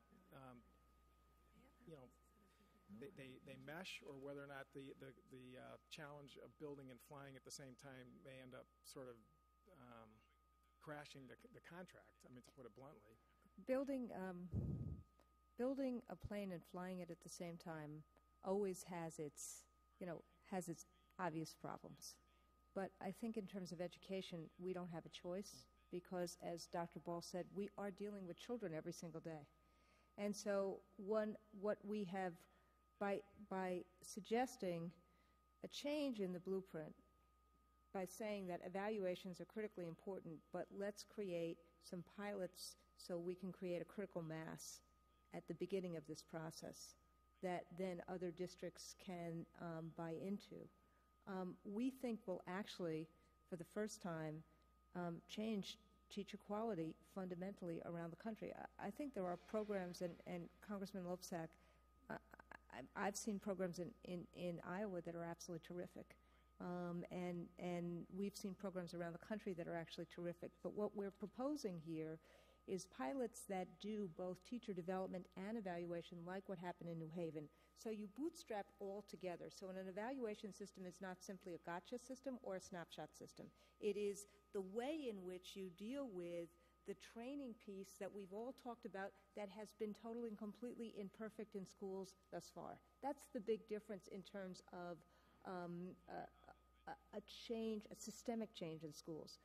The point I'm making about New Haven is that they did it through the vehicle of collective bargaining. So collective bargaining became a force for change and became a force for buy-in. And they did it through a collaborative model, and they met every single deadline that people were skeptical when the New Haven contract was first negotiated, that it was just agreement to have committees. What has happened instead is that they've actually met every single deadline, and that the evaluation plan that they came up with is a really good model throughout the country. So what we would propose is to have an opportunity to incentivize pilots in teacher development and evaluation so that we would have good practice around the country that one could look at, as opposed to what unfortunately happened with No Child Left Behind, regardless of how laudatory the intent was that you saw a lot of bad practice. You saw basically teaching to the test instead of a real focus on teaching and learning. I mean, but do you see that in the blueprint that was submitted by the Secretary? I mean, I don't... Well, that's why I'm saying one of our recommendations is to change the piece of the blueprint that talked about evaluation and to say, yes, of course, evaluations, in our letter to the Secretary last summer about Race to the Top, we said evaluation is the Rosetta Stone. It is the critical need to really rechange it, overhaul it. And then in January, we came up with a proposal about how to do so. But what's happening around the country is that in the zeal to change evaluation systems, people are going and doing the easy route, which is just to look at one test score. So we've gone from one snapshot of a principal coming in for 5 minutes a year to one test score. Neither one of them work. We need to have this thoughtful, deliberate process that really changes fundamentally evaluations. Ms. Ball, you look like you want to weigh in. Yeah, okay. I think that that's absolutely right, that we have to have a system that promotes efforts on helping people learn to be better. We have a scale here of such size that, while we can do things in the environment of schooling that certainly will matter, that we have a very large teaching force, and I tried to sketch that we'll have a need for even more entrants, that if we really want to improve the quality of what kids are going to be getting in the immediate future, we have to immediately change the way we're approaching both initial training and the assessment processes so that we can build the system we want, not merely test whether it works or not. We actually have to create a system that works effectively for young people. And if all we do is test and throw out the things that aren't working, we're not improving it, and there's an urgent need to do that.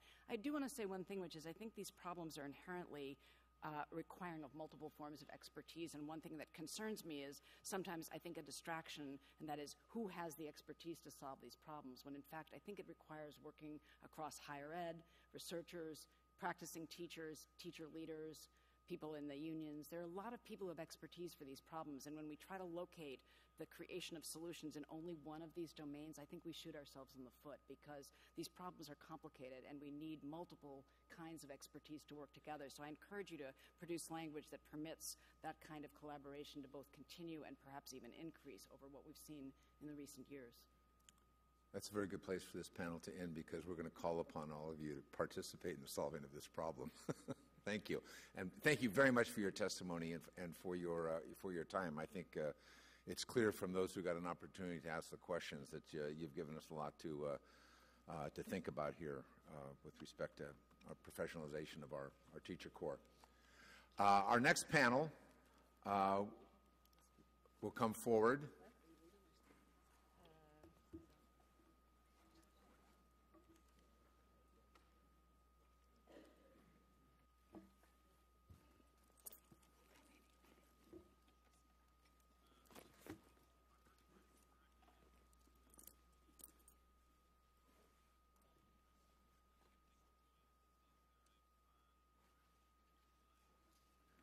Welcome to the committee, and if I might introduce the panel while they're taking their seats. Our first witness will be Marie Parker-McElroy, who is an instructional coach at Fairfax County Public Schools. She has an on-the-ground view of professional development for teachers and administrators. She has experience transforming underperforming schools into blue ribbon schools in a period of under 5 years. She will talk to us about what makes good professional development and how to use data to drive it. Monique Burns Thompson is the president of Teach Plus in Boston, an organization which works to support the retention of high-quality teachers into second stage of their careers with expanded leadership opportunities for financial incentives for success. She focuses on the development, management, and delivery of training curriculum and gives new principals the skills in instructional and managerial leadership. Previously worked as a special assistant for the Superintendent of Philadelphia Public Schools and is also an assistant principal.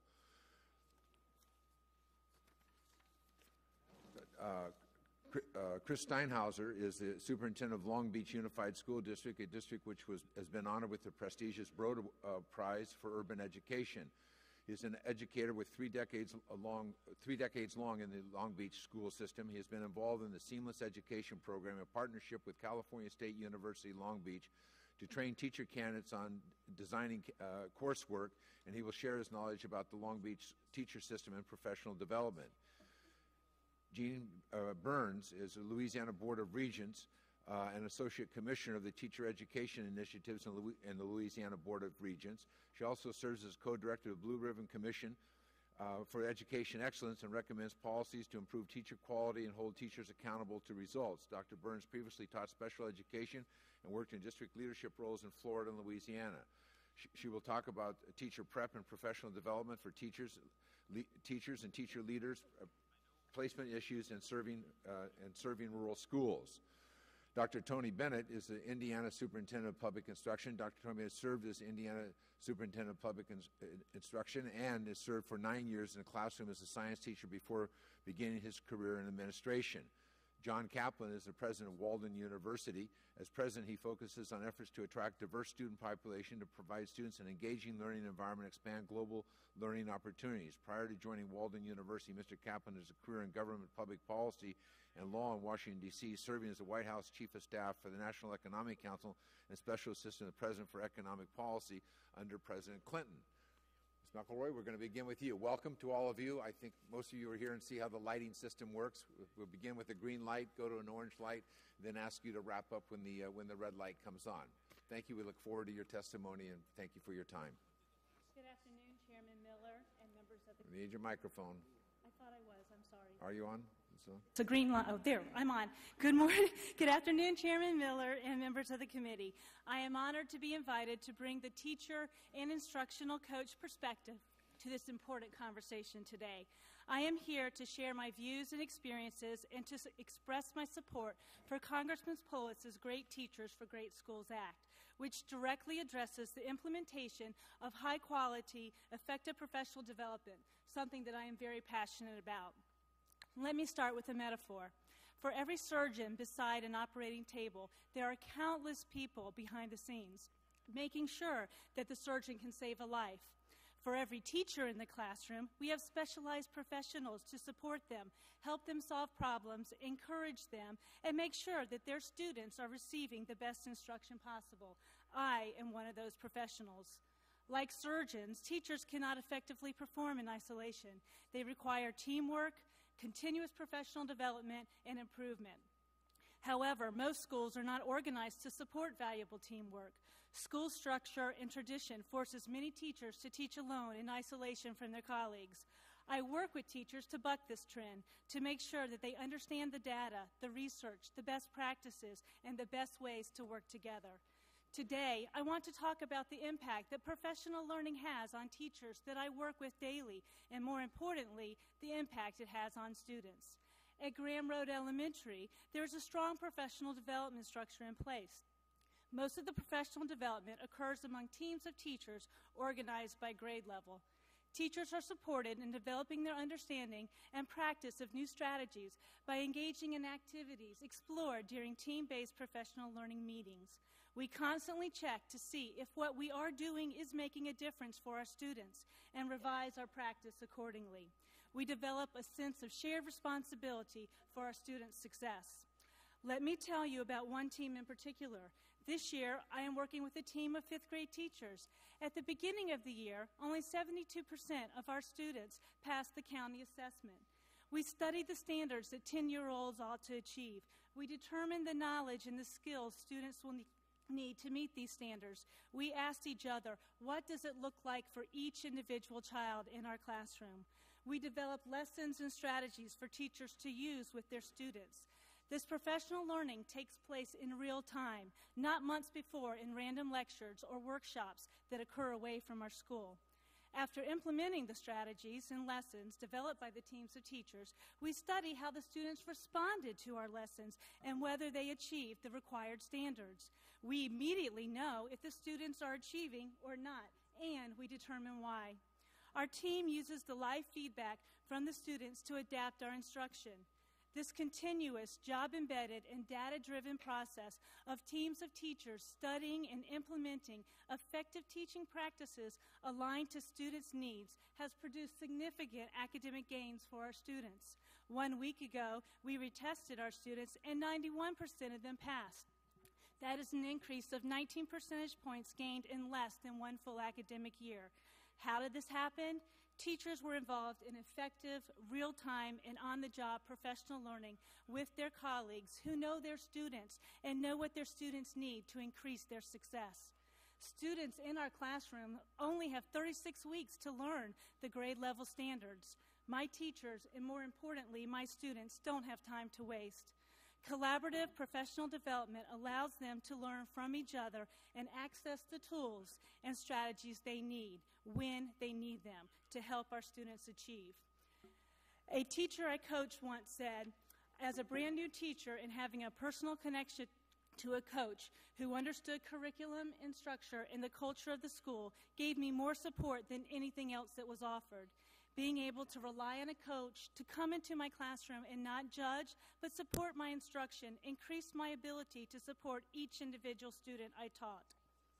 In summary, Mr. Chairman and members of the committee, I am confident that students can reach their full academic potential when teams of teachers are actively engaged in professional learning based upon data and the needs of their own students and organized in a structure that offers timely and embedded team and classroom-based support.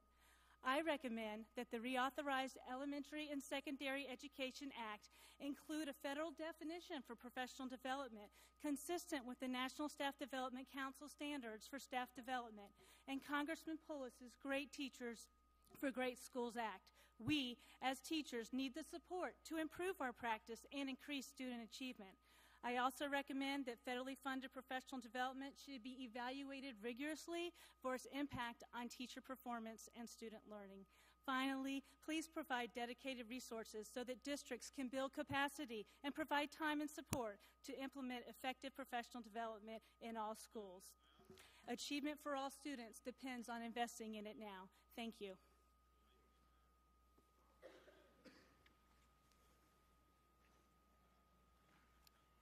Chairman Miller and members of the committee, thank you very much for providing me with the opportunity to talk with you this afternoon about the importance of effective teachers and how to attract and retain them in the schools that need them the most. At Teach Plus, we work with experienced, effective teachers in years 3 to 10 of their careers. The ideas presented here are informed by those teachers. The research confirms what parents and educators have long known. Teachers are the most important factor in determining whether a child has a lifetime of choice or challenge. We know that there are big differences among teachers, as much as one full year's worth of learning between the most and the least effective teachers. Students in Los Angeles, who are assigned the most effective teachers, gained on average 10 percentile points, more than students in classrooms with less effective teachers. The researchers conclude if the effects were to accumulate, having a top quartile teacher rather than a bottom quartile teacher for 4 years in a row would be enough to close the black-white test score gap. Even though we know unequivocally how much talented teachers matter, harmful patterns of inequitability access to the strongest teachers continue to exist, especially for low-income minority students. Recent analysis of the National School and Staffing Survey data reveals that core academic classes in high-poverty secondary schools are almost twice as likely as their low-poverty counterparts to be taught by teachers with neither a major nor certification in their assigned subjects. Children in high-poverty schools are more than twice as likely to receive an inexperienced teacher as children in low-poverty schools. Clearly, we must design policies and practices to attract, support, and retain our most effective teachers and ensure that they are working in schools with students who need them the most. We feel this work is the civil rights issue of our time if we are to close the achievement gap that has held back generations of our citizens from participating in constructing a stronger future America. Thankfully, the teachers with whom we work in Massachusetts, Indiana, Illinois, and Tennessee believe this as well. One such team of teachers is in our Boston Policy Fellowship program. As they read the research on teacher distribution, they became outraged. These teachers developed a proposal to staff the so-called hard-to-staff schools with experienced, effective teachers. They called it Ready for the Next Challenge, and it begins with a profound statement from the teachers themselves. We believe that given the right support and conditions, there is no shortage of talented, experienced teachers willing to teach in low-performing schools. The idea that no one wants to teach in high-need schools risks becoming a self-fulfilling prophecy. It must be replaced with, what can we do to attract, retain, and develop teachers who want to teach in these schools? They proceeded to lay out the conditions that would motivate them to teach in low-performing schools. And for the next year, we at Teach Plus worked to enact their model in the Boston public school system. The program is called T3, Turnaround Teacher Teams. T3 was adopted by the Superintendent of the Boston Public Schools, Dr. Carol Johnson, to recruit, select, and support cohorts of effective teachers in 3 of Boston's lowest achieving schools. The goal of T3 is to ensure that high-need students have significantly improved access to excellent teachers.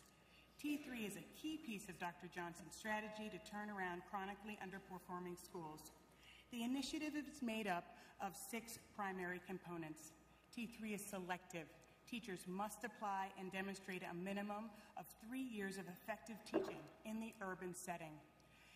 T3 is a team-based strategy. A minimum of 25% of the faculty will be T3 teachers.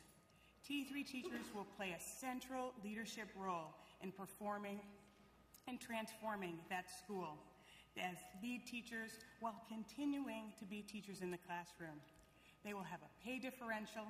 They will work for highly effective principals who have a track record of turnaround, and they will have time for training and collaboration. In addition to running a national marketing campaign, Teach Plus has created a rigorous T3 selection process that is designed in partnership with the Boston Public Schools to be fair and comprehensive in assessing teachers' readiness to be turnaround leaders. So the logical next question is, teachers have envisioned it, we have built it, will they come? After just 2 weeks of marketing, over 130 teachers have begun the application process, including a Fulbright scholar, quite a few teachers from charter schools, a large number of experienced SPED and ELL teachers that are desperately needed in these schools. We have given them a reason to stay and a chance to reconnect to the core mission that brought them into teaching in the first place, social justice. They are showing all of us that they are ready for the next challenge. They are not afraid or hesitant to take on the heavy lifting of school reform, and they are eager to serve the city's children with greatest need. We are inspired and motivated by these teachers every day, and we hope that this distinguished committee will be as well. Good afternoon, Chairman Miller, Congressman Castle, and distinguished members of the committee. I deeply appreciate this historic opportunity to provide testimony on the most important civil rights issue of our time, for I firmly believe that every child has a right to a good education. In Long Beach, data-driven accountability has become a way of life. Use of data is infused into our nationally recognized professional development and our seamless education partnership with California State University of Long Beach and Long Beach City College, where most of our teachers come from. Such professional development is required of all new teachers and administrators in our district. New teachers and administrators are not simply left to sink or swim in Long Beach. They're supported by new teacher and administrator coaches and with ongoing training on how to use data to continually improve instruction throughout the school year. I'd also like to add that all of our teachers and our parents have total access to data 24/7. All of our parents can see immediately how their students have done on their test. My wife is a teacher in our school system. She can give a test that day, go home that night, and regroup her kids based on disaggregation that how the kids have done based on the scanning of those tests. I'd like to also talk about a few of our best practices in Long Beach. Through our partnership with California State University of Long Beach, we have totally redesigned all of our teacher ed and our administrative programs. We have now gone into a program where we have multiple pathways into our teacher ed and administrative programs. We take our best and brightest teachers and administrators and we co-teach the up-and-coming new teachers and administrators with our higher ed partners. Some of those classes are taught at the university. Some of those classes are taught in our campuses. We have provided apprenticeships, year-long apprenticeships for our teachers and for our administrators so that they can hone their craft. Our leadership development program prepares the next generation of leaders in our district. We have a whole host of tiered activities for our teachers so that if they choose not to leave the classroom, they can stay in the classroom and hone their craft and help other teachers. 90% of our administrators in Long Beach Unified were teachers in Long Beach Unified. And we retain about 93% of our teachers in our school system after 5 years of instruction. We lose very few teachers in our school districts. We also use this same strategy for our school improvement strategies. We take our most successful teachers and our most successful principals, and we reassign them to our most troubled schools. We also use the response to intervention for students in the same way that we do for our schools. In that sense, schools who are having greater struggles have fewer flexible options. Schools who are doing really, really well have greater flexible options in their school system. We believe strongly that we need to think outside the box as school systems, and so we have entered into a partnership with Fresno Unified, which is the 4th largest school district in California. So the 3rd and 4th largest school systems now have a formalized partnership recognized by our State Board of Education, and we are focusing on 3 areas: ELL instruction for English language learners, math instruction for all students, and leadership development. And I want to share one program where we had one teacher who modeled a math program that was taught in Singapore in one of our classrooms, received unbelievable results. We then moved that program to other schools in our district. Our student test scores went up 24% in a 3-year period.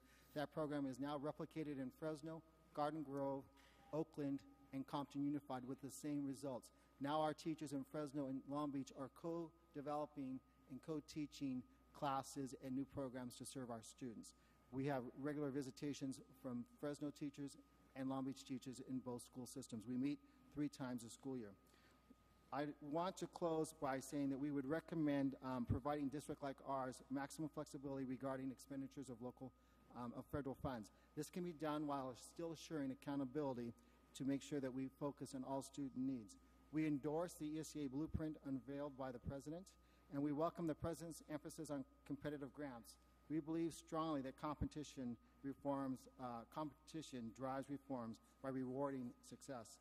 We've made great progress in Long Beach, but we can and must accelerate our efforts, and we can only do that with your help with sound federal policy. I look forward to working with you to achieve this aim, and I want to thank you again for this opportunity to speak to you. Thank you. Dr. Burns, welcome. Thank you.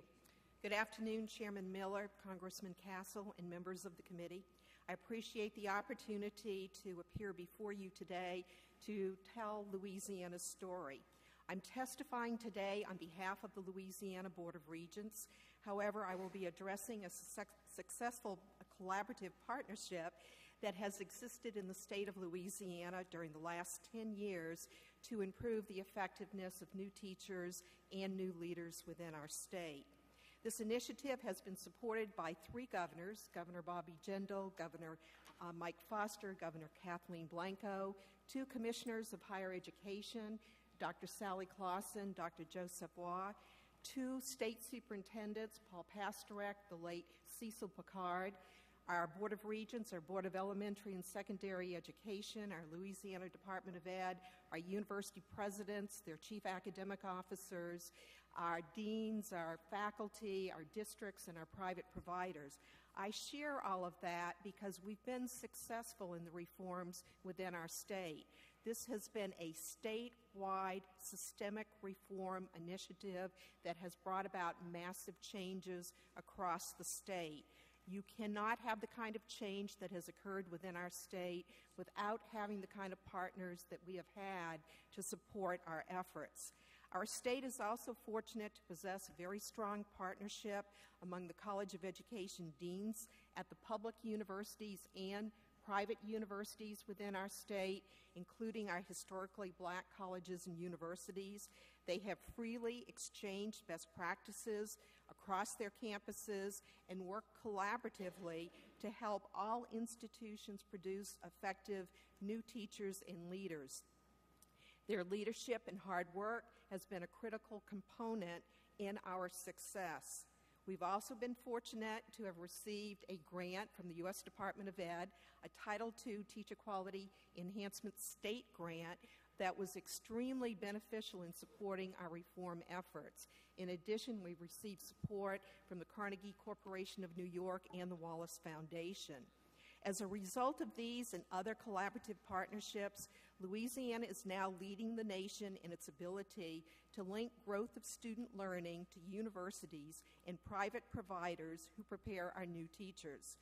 Through the use of a value-added teacher preparation assessment model developed by Dr. George Knoll from Louisiana State University, it is now possible for our state to predict the growth of achievement of individual grades 4 through 9 students, examine the actual achievement of individual students from the end of one year to the end of the next year, link the growth of achievement to the new teachers who prepared the children, and link the achievement of the children and the new teachers to the teacher preparation program that prepared the teachers.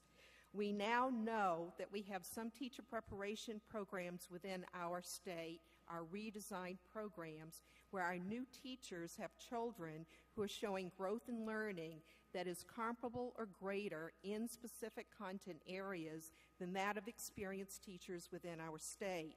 We also know which programs are in need of improvement. We also know the content areas in which they need to improve, and we know the grade spans.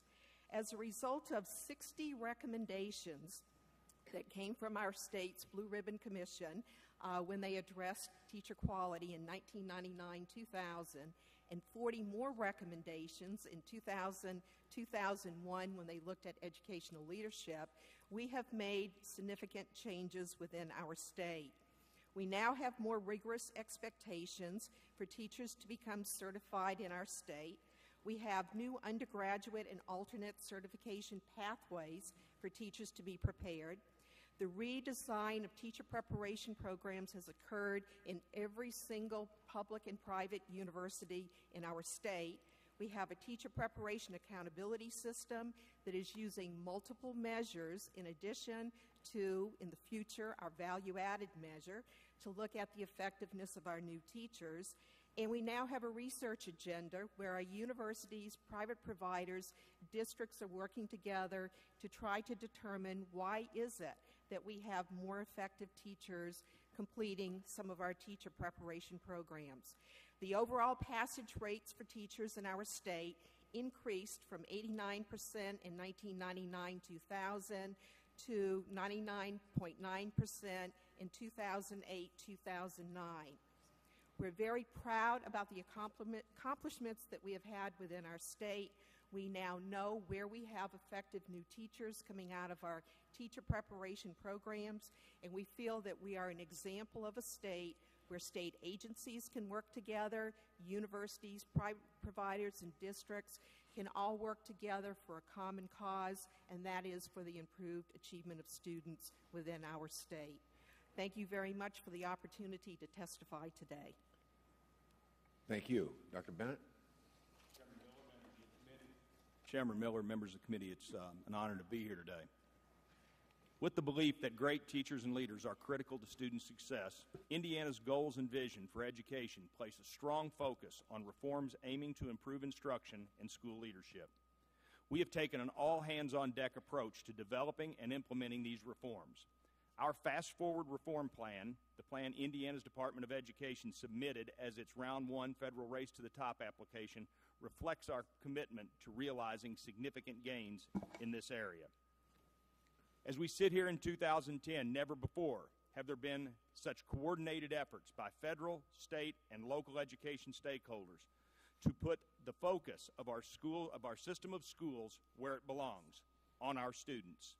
Our greatest challenge is to unite aggressively against all forces working to oppose reform that benefits children. In Indiana and states across the nation, the most striking, most powerful impediment to improving instructional quality and school leadership has been those organizations charged principally to protect the teaching profession, the teacher unions. It's no secret that across the nation, teacher and school leader evaluations have been largely ineffective. According to a study by the New Teacher Project, less than 1% of teachers are evaluated as poor or ineffective. A survey by the same group found that teachers themselves found little value in these evaluations. They do not receive informative feedback or constructive criticism, and they feel evaluations are subjective and inconsistent. Our efforts have been guided by core principles about the role and importance of evaluations.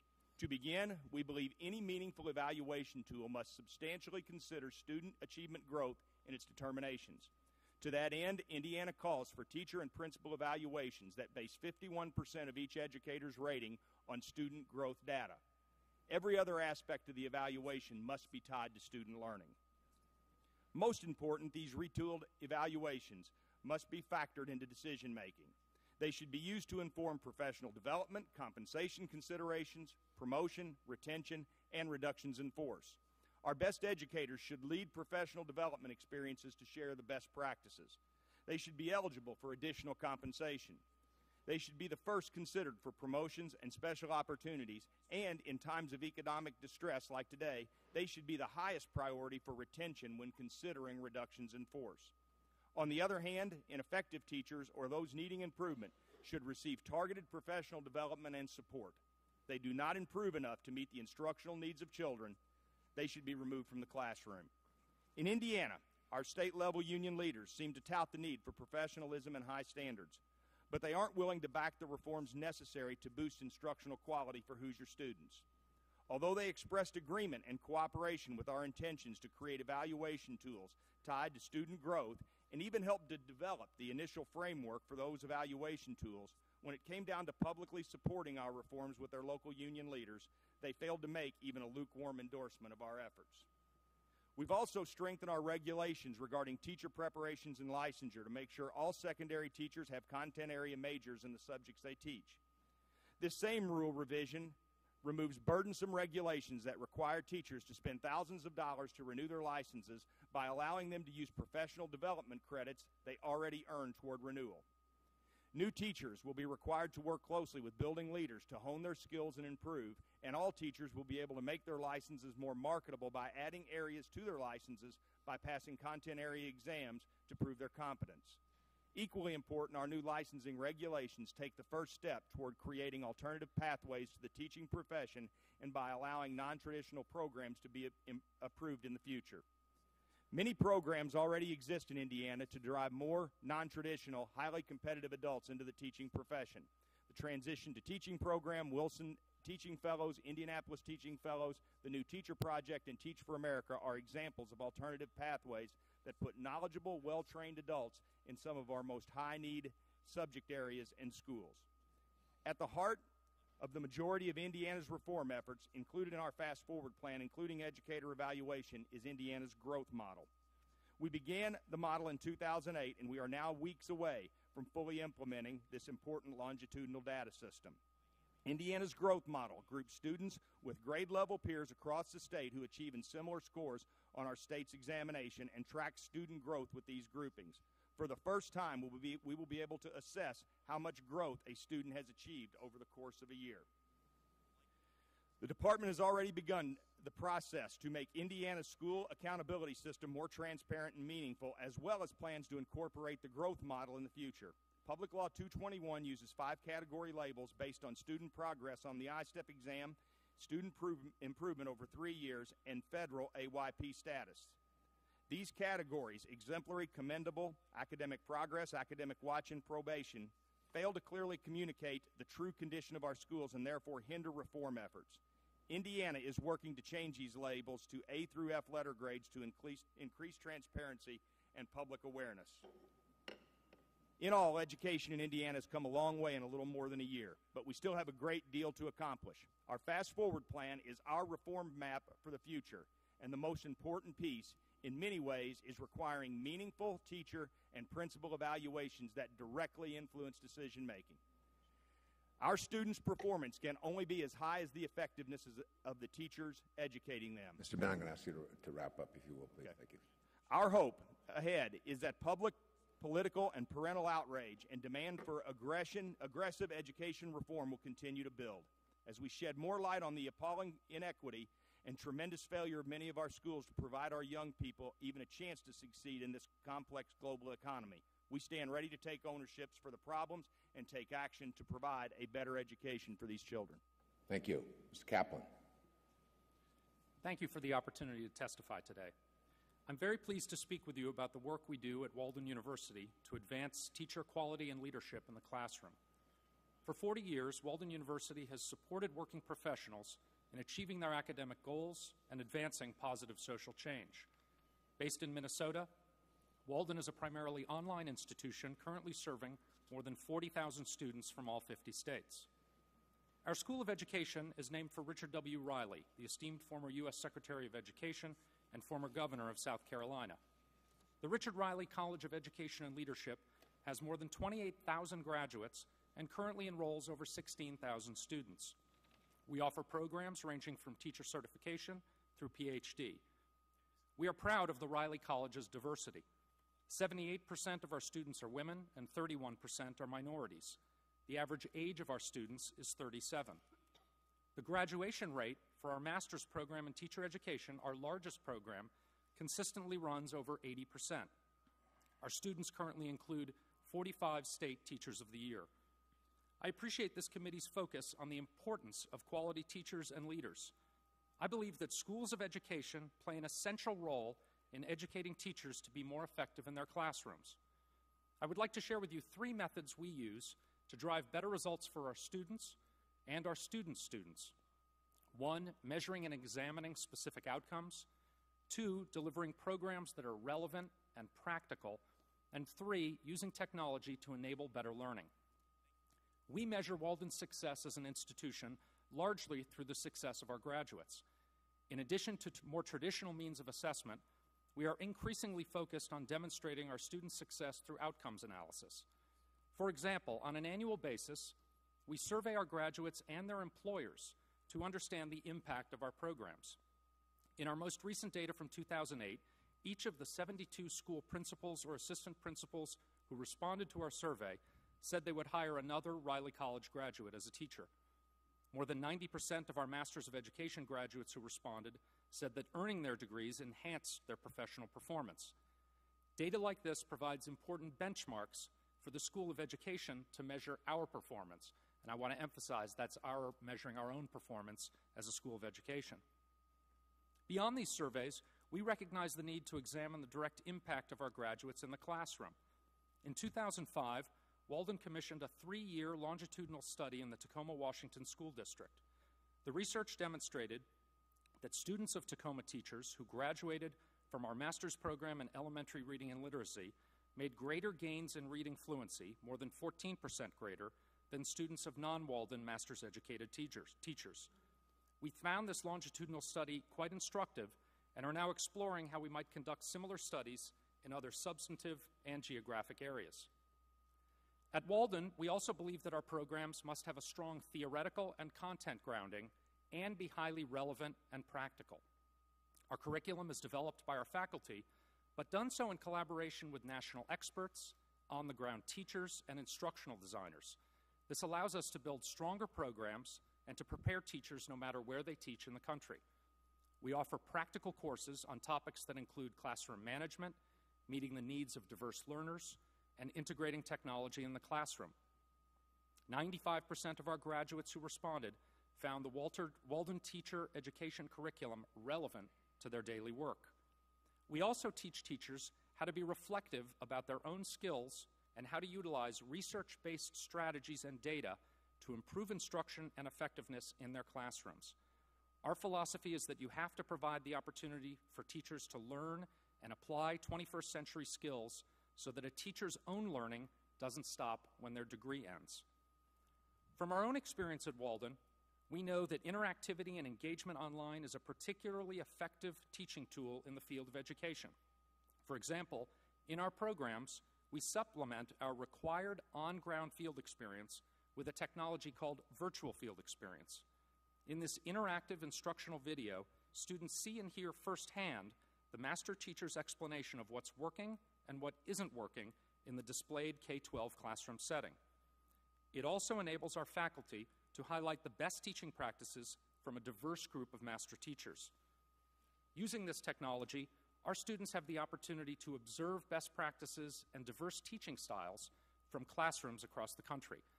As a leading online institution, we measure the value of our technology only by the results it delivers. At Walden, we feel privileged and responsible in our role as educators of such a significant number of this nation's teacher workforce. We feel a real obligation to ensure and demonstrate that our graduates are effective and making an even more positive impact on the children they teach. Thank you again for the opportunity to testify today. Thank you. Under our prior agreement here, Ms. Clark, we're going to start with you. Thank you very much, Mr. Chairman, and I want to thank the panel as well. I'm a firm believer in the African proverb that it takes a village to raise, and I might add, educate a child. Many out-of-school variables, such as a lack of adequate nutrition or health care, impoverished conditions in the communities, can have an adverse impact on student achievement. Wouldn't it make sense to require all schools to examine these variables of children in developing their turnaround models? And furthermore, aren't we placing too much of the accountability burden just on teachers? What role should parental and community involvement play in education? And I open that to the panel. Well, come on now, somebody. Mr. Steinhauser. I'll talk from Long Beach's perspective. In Long Beach, I have 72 wraparound programs that we heard earlier discussed in the panel. And we look at everything, and you're exactly right. It's the entire community. It's the parents. It's the business partners. It's the higher ed. We all have to come together. We have a very strong partnership with our local churches, where our local churches open their doors on Saturdays and after school, and we bring in the tutors to work in those churches, and then they bring in the students. So I agree 100% that the accountability is not just on the teachers, it's on every single person.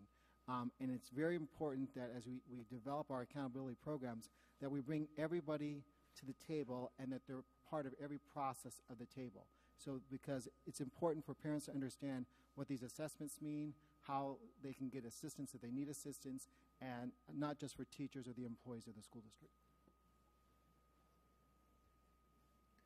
Anybody else? Okay, I just wanted to raise that as a concern, because I find that oftentimes we're looking to the teacher for all of the solutions, and notwithstanding, those who may be willing to go into low-performing schools with their skills, if they're not prepared to address that environment that the child is living in, it can also be a challenge. And at the end of the day, we're going to come back to the teachers and say, you didn't perform. And no one is going to discuss all the other factors that are impacting on that school environment. So I wanted to raise that as an issue because it's one that I'm faced with in Brooklyn, New York. And I've seen actually the concept of all the stakeholders work. I've yet to see an exclusion of those stakeholders really take root in terms of accountability in the development of the education of our children. I wanted to also ask whether you think that tying student achievement outcomes to teacher and principal evaluations is a good way to attract high-quality educators to struggling schools. Do you believe that they would want to stick to successful schools or remain in schools where they would not risk uneven student growth because of the possible challenges or hurdles involved in working in and turning around a persistently low-achieving school? What is your experience? Ms. McElroy? I have worked in a low-performing school, and I have been a proud member of being able to turn it around and for it to be successful. And one thing that I just wanted to say is that the teachers, when we are working together, the teachers are coming to that school not before moral obligations to make a difference for the students' lives. And when we're around struggling and trying to make a difference for the poverty students, such as you suggested a minute ago, we like to show our data to each other because we can see how a strategy has worked for one teacher and how I can learn from you, or maybe how I can bring that to another grade to make a difference.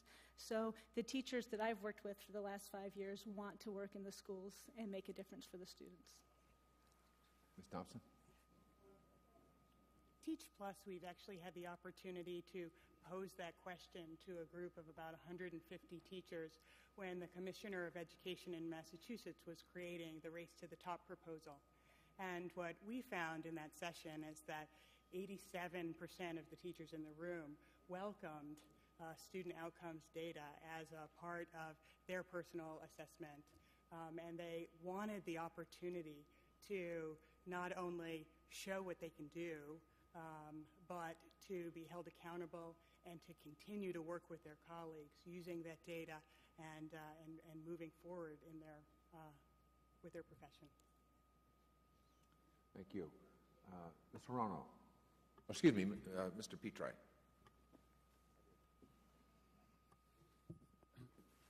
I'd like to thank all of you for your testimony and the effort that went into preparing it, and I apologize if some of my questions are a little basic, but don't be restricted by that. I was interested, Mr. Kaplan, in your saying your students are 37 years old on average. Is that a factor? That's quite.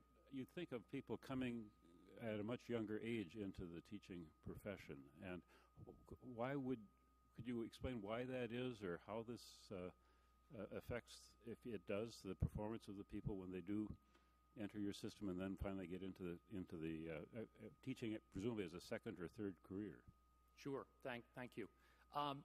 The main reason that the average age of our students at Walden is 37 is the fact that our focus predominantly, from a program standpoint, has been in graduate education. And as a result, our largest program in the Riley College of Education is our Master of Science in Education, where teachers are coming back to get their master's degree as mid-career professionals and teachers. And because we're online, there's an opportunity for them to do it without much difficulty in terms of their own careers.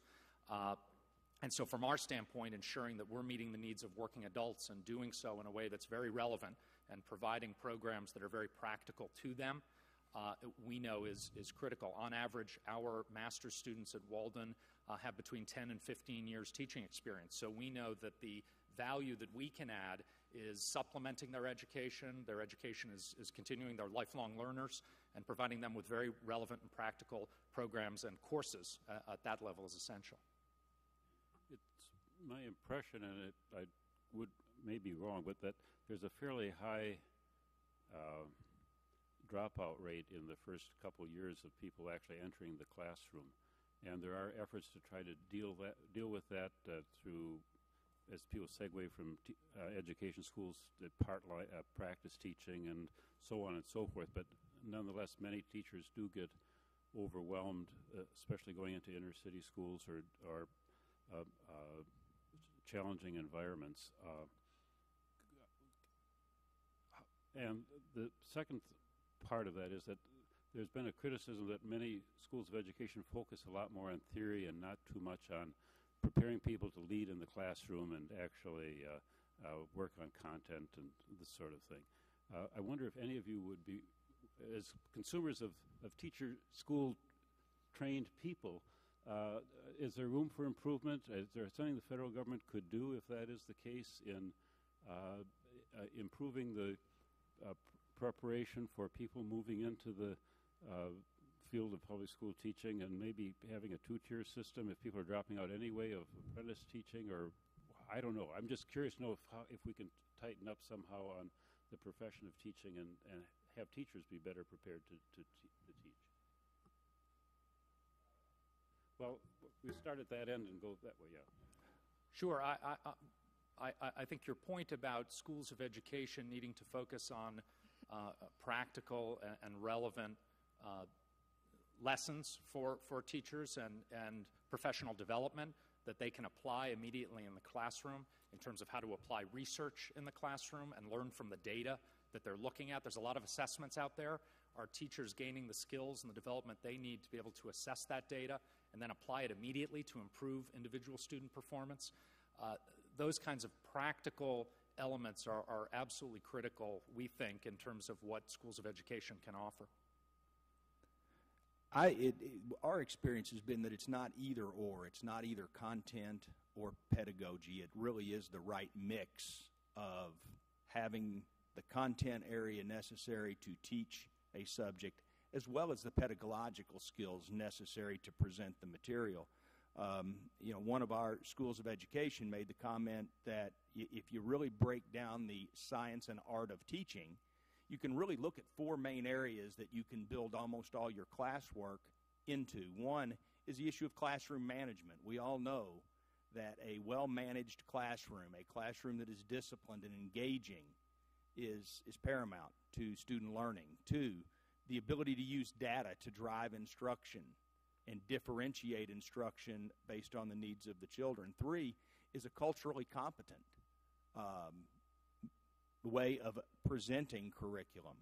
And finally is the ability to engage parents and community. And if you take those four overarching themes, you could build a number of the pedagogical classes that we currently offer in 3-hour blocks into all four of those overarching themes, and then you add that with an internship student teaching experience, and we believe that that's a good mix for prospective teachers. When our universities underwent the redesign of all of their programs, we required all of the universities to create redesign teams that had district personnel on them, College of Arts and Science, College of Education, faculty, and we required them to look at our state content standards and our state teacher standards. And when they redesigned their programs, they redesigned them based upon what teachers needed to know and be able to do within the classrooms.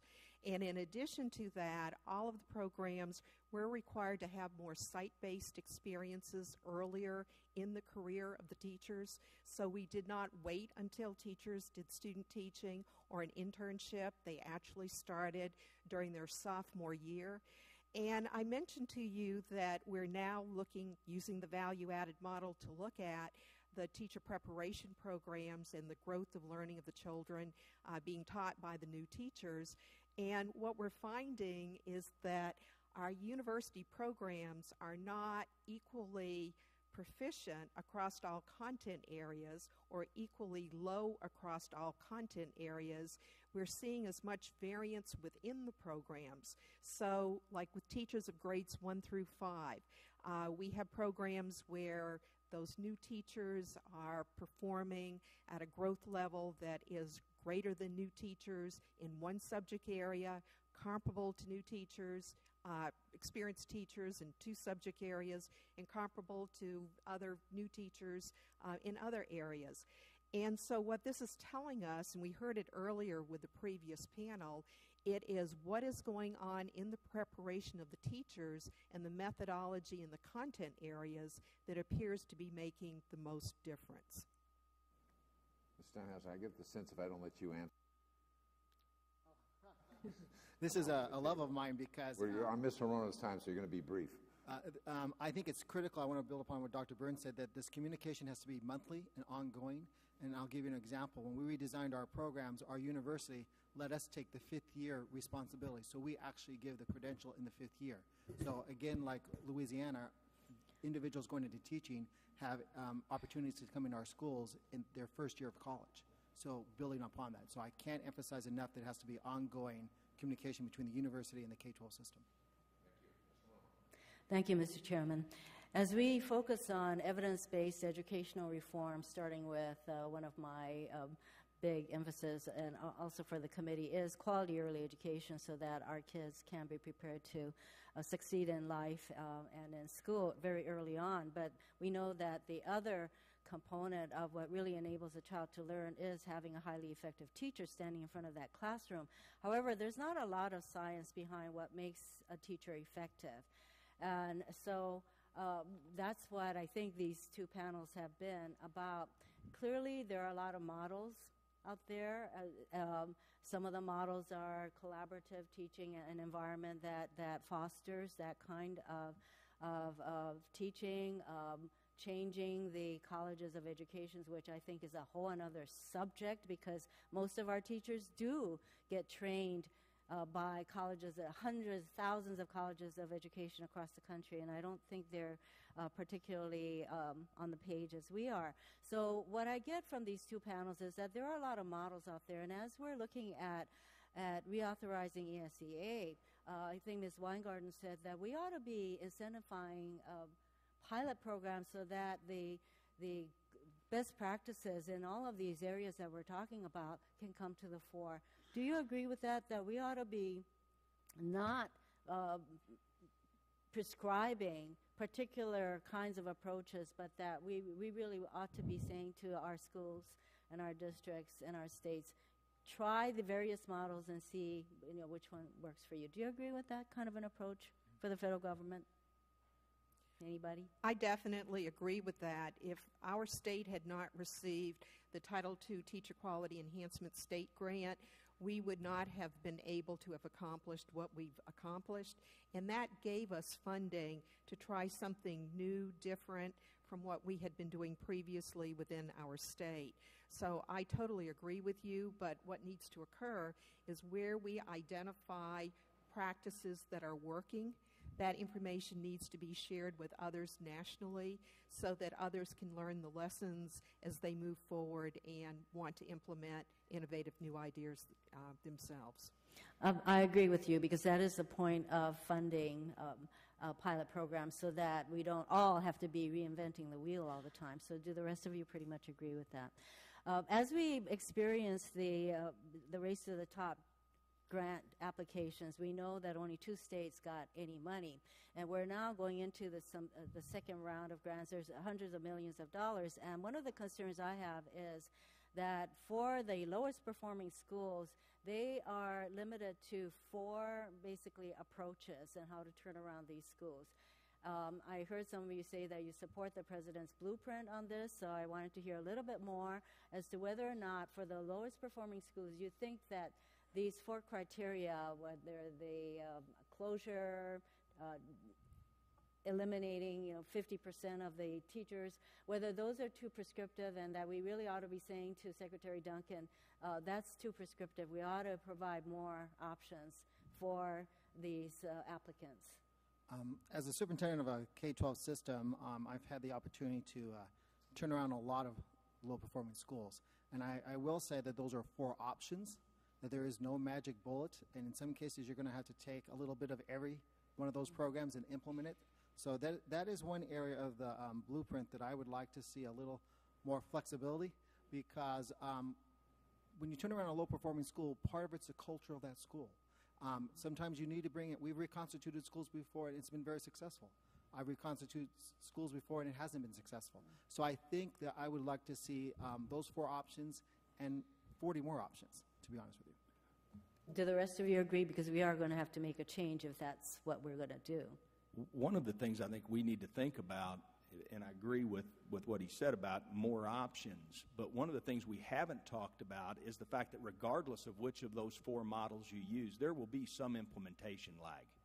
That you are not going to implement any of those 4 models or any other truly structural reform model for a school and get instant success.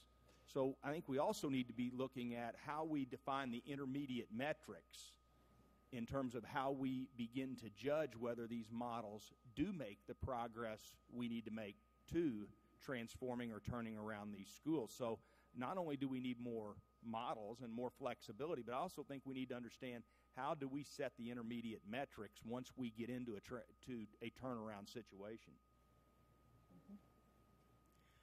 What I would add to this is, because we are working in turnaround schools in Boston, is how important it is to realize that there are teachers in that building, even in the lowest performing schools, who are doing really high quality work in their specific room. And that whatever model we use, we have the opportunity to honor and value those teachers as well as the new set that are coming in and those who are transitioning out because this was not the right place for them. The T3 work that we're doing in Boston, we are specifically trying to locate both those teachers who have incredible knowledge and history about why that building wasn't working and can be then a very constructive part of the reform if that's what they choose to do. I agree. Thank you. Thank you. Ms. Thompson. Thank you, Mr. Chairman, Ranking Member. Really appreciate the opportunity for this hearing. Dr. Bennett, can you describe in more detail Indiana's program to train more effective school leaders? We have 2 or 3 different options. We have, first of all, the University of Notre Dame is beginning an MBA, an executive MBA program that will train turnaround leaders. Now, the problem with that program is it's small in scope. So we will not receive the scale and the number of turnaround leaders that we need to make a difference in some of our lowest performing schools. The Indiana University is also engaging in a similar program. We also have one of our local private universities, Marian University, who has received private funding from a private foundation to begin a turnaround academy for turnaround leaders. So we believe that we need to address and get out with our higher ed community to engage in some different types of models like this executive MBA, like a turnaround academy that Marian University is investigating and like IU is investigating. We think those are the key. I also think it comes down some to local control.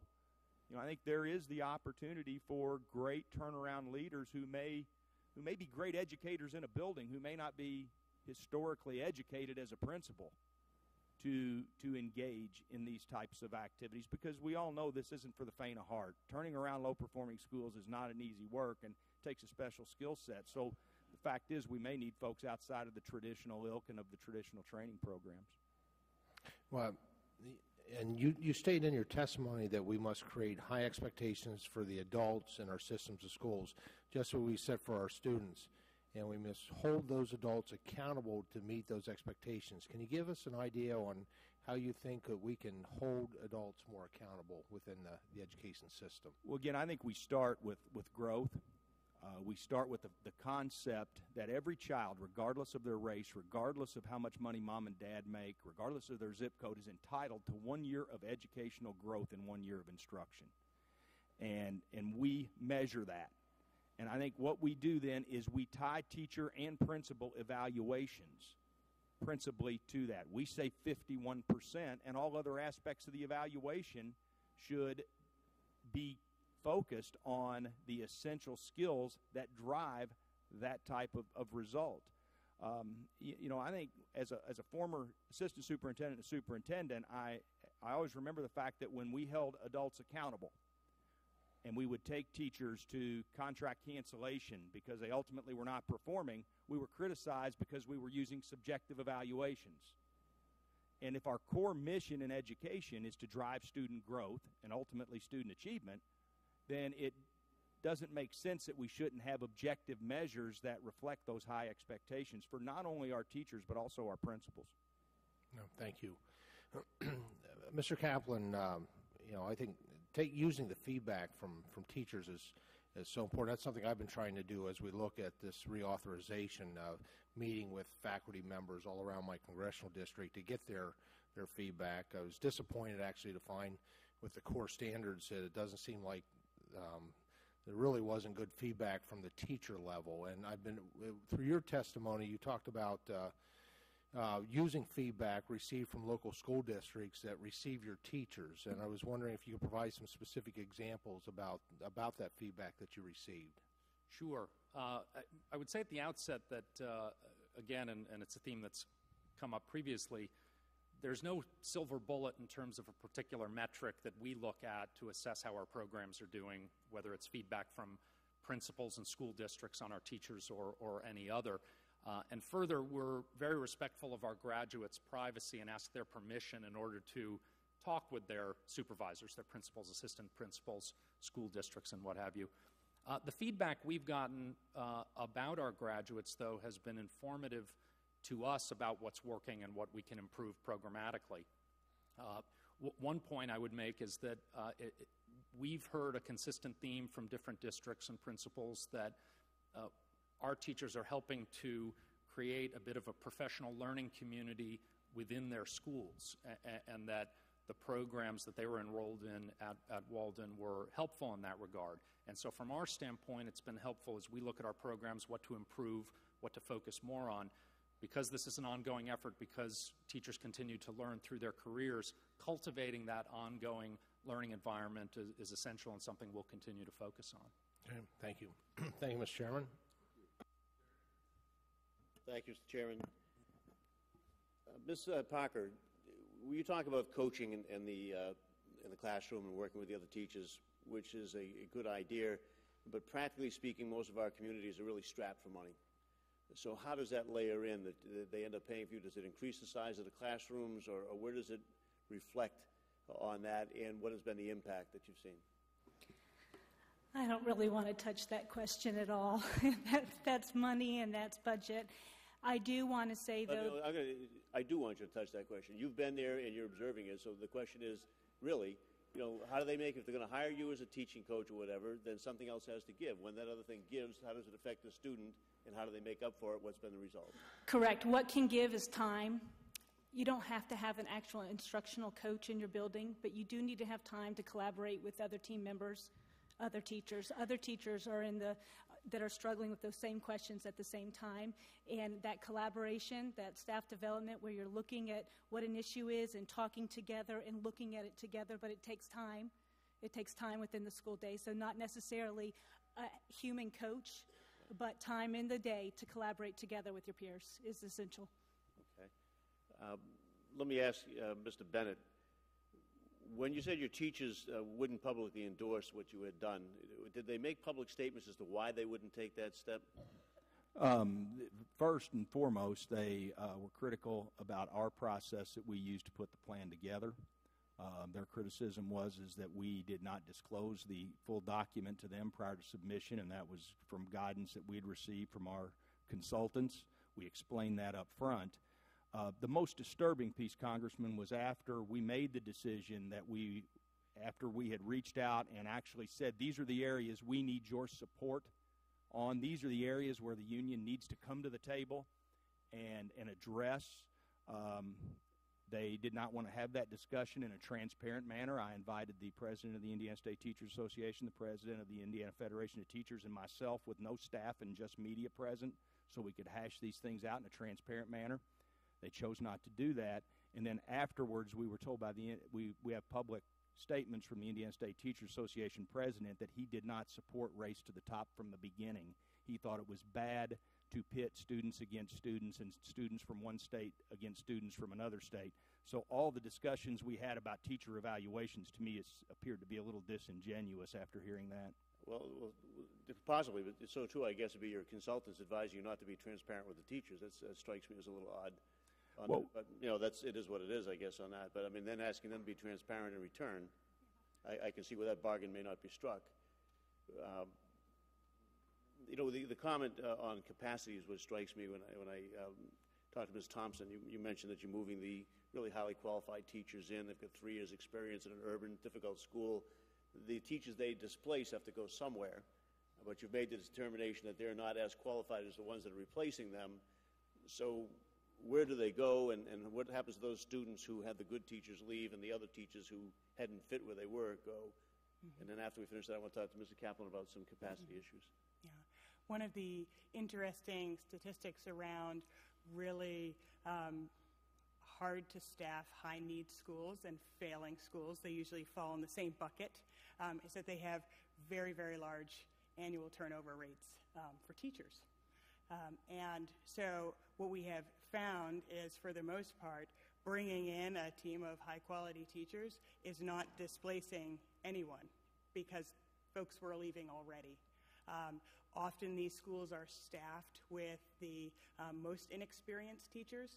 These are folks who do not have a support infrastructure. They are in the hardest possible environment, and they often leave the profession after a year or two, or if they have the opportunity, they go to another school. But usually they're leaving the profession.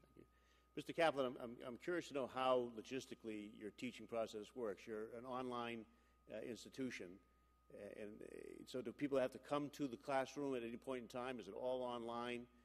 How are they evaluated in their performance on that basis? Sure.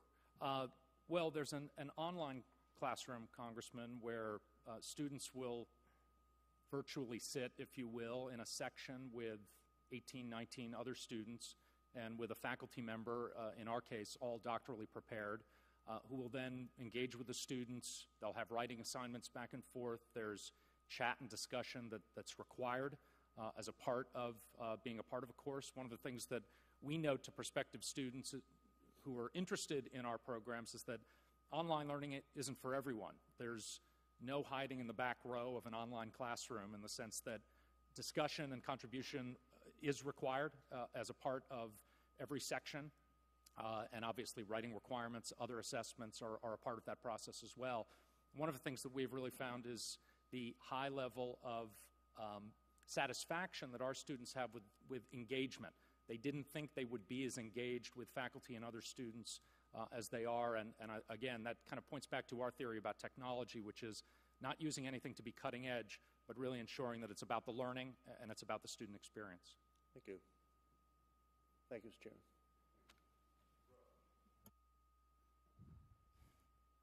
Thank you, Mr. Chairman, for holding this hearing, and thank the panel members for being here today. And I certainly wish we had had more members here, because I think this is a very important hearing that we're having today.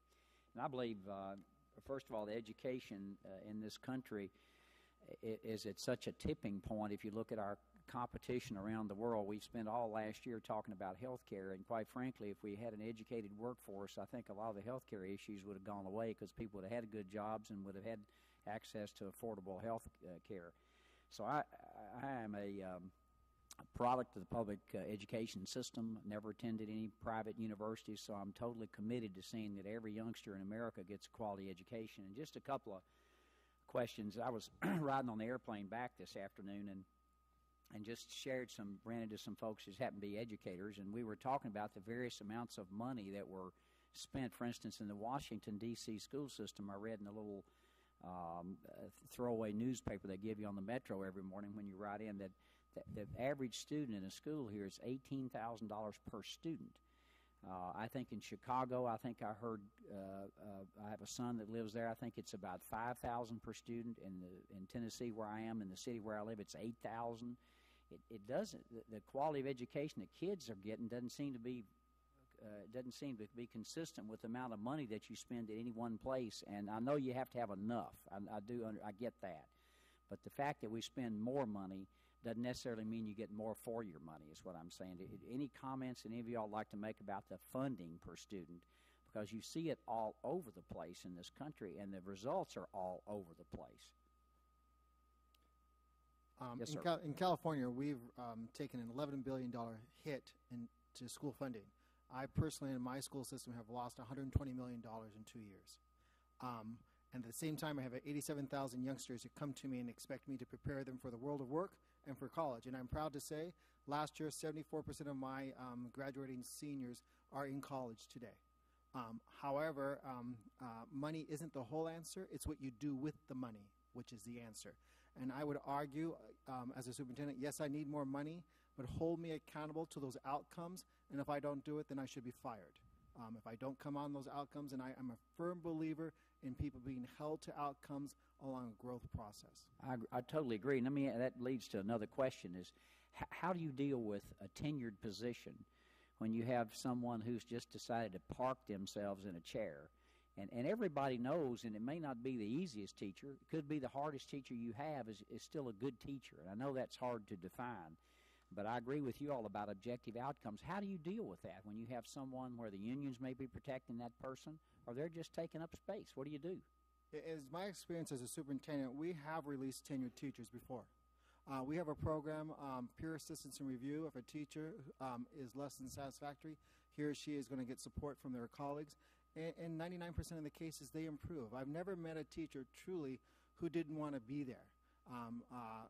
For whatever reason, they may not be the stellar teacher that they were when they first started.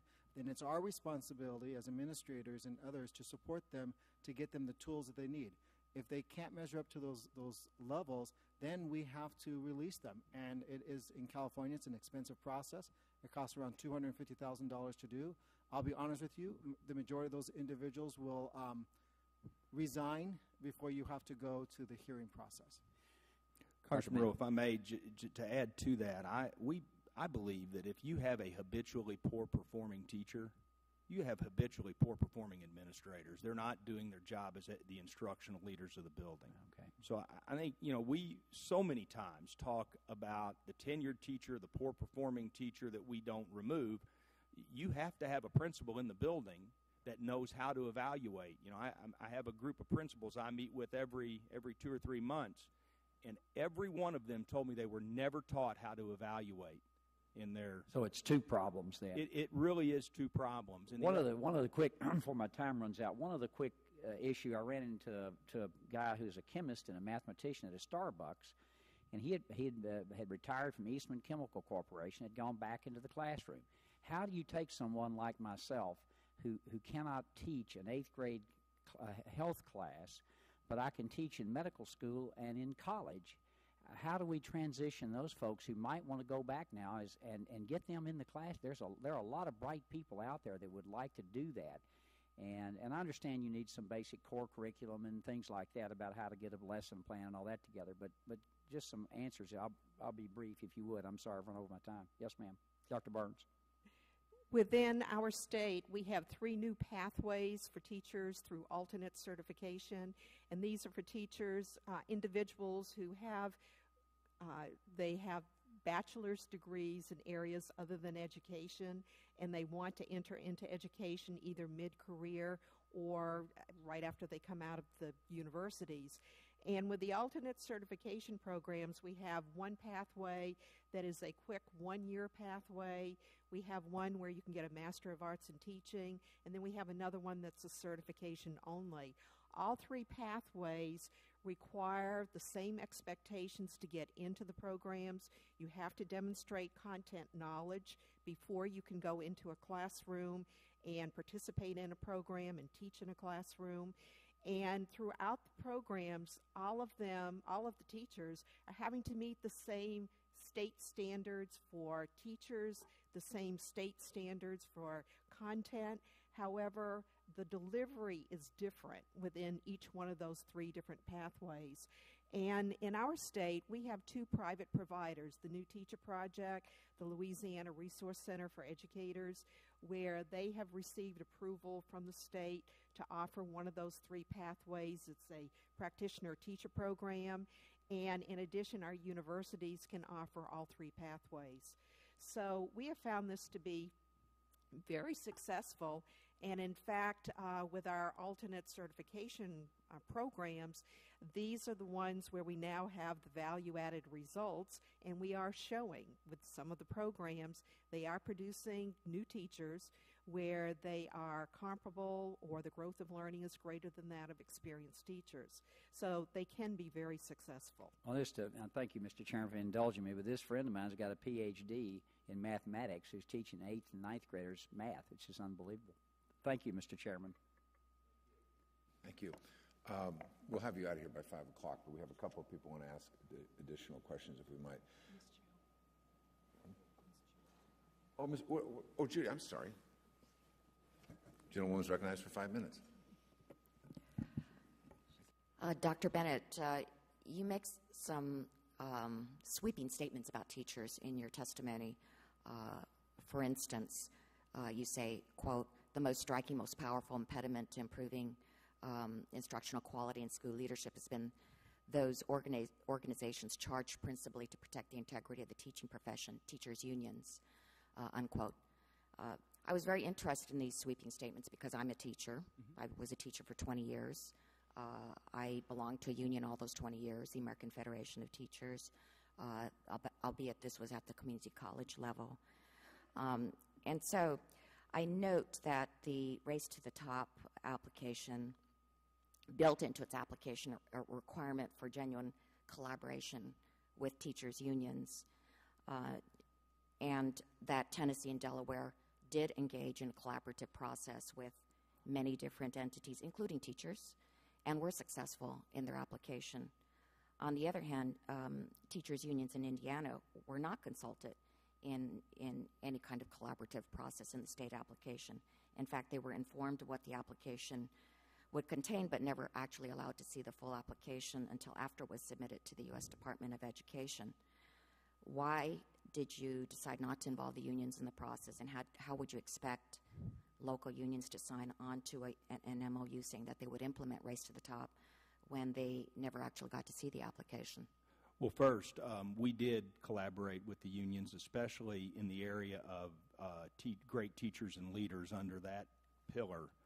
We had no less than 3 fairly lengthy and robust discussions with both representatives from the ISTA and the IFT regarding a framework for teacher and principal evaluation. And we actually went to them because we said we know this is the place that involves the teachers the most, especially at the local level when they go to negotiate collective bargaining agreements that in many cases include their evaluation instrument and their evaluation process. So the concept that we didn't include them is not correct. They did not see our application in total, but they did receive an incredibly extensive executive summary, and the reforms we have pursued have been consistent with what the Secretary and the President have talked about for reforming education. So we didn't really believe there was a big secret. But the direct answer to your question, Congresswoman, is again, we received guidance from our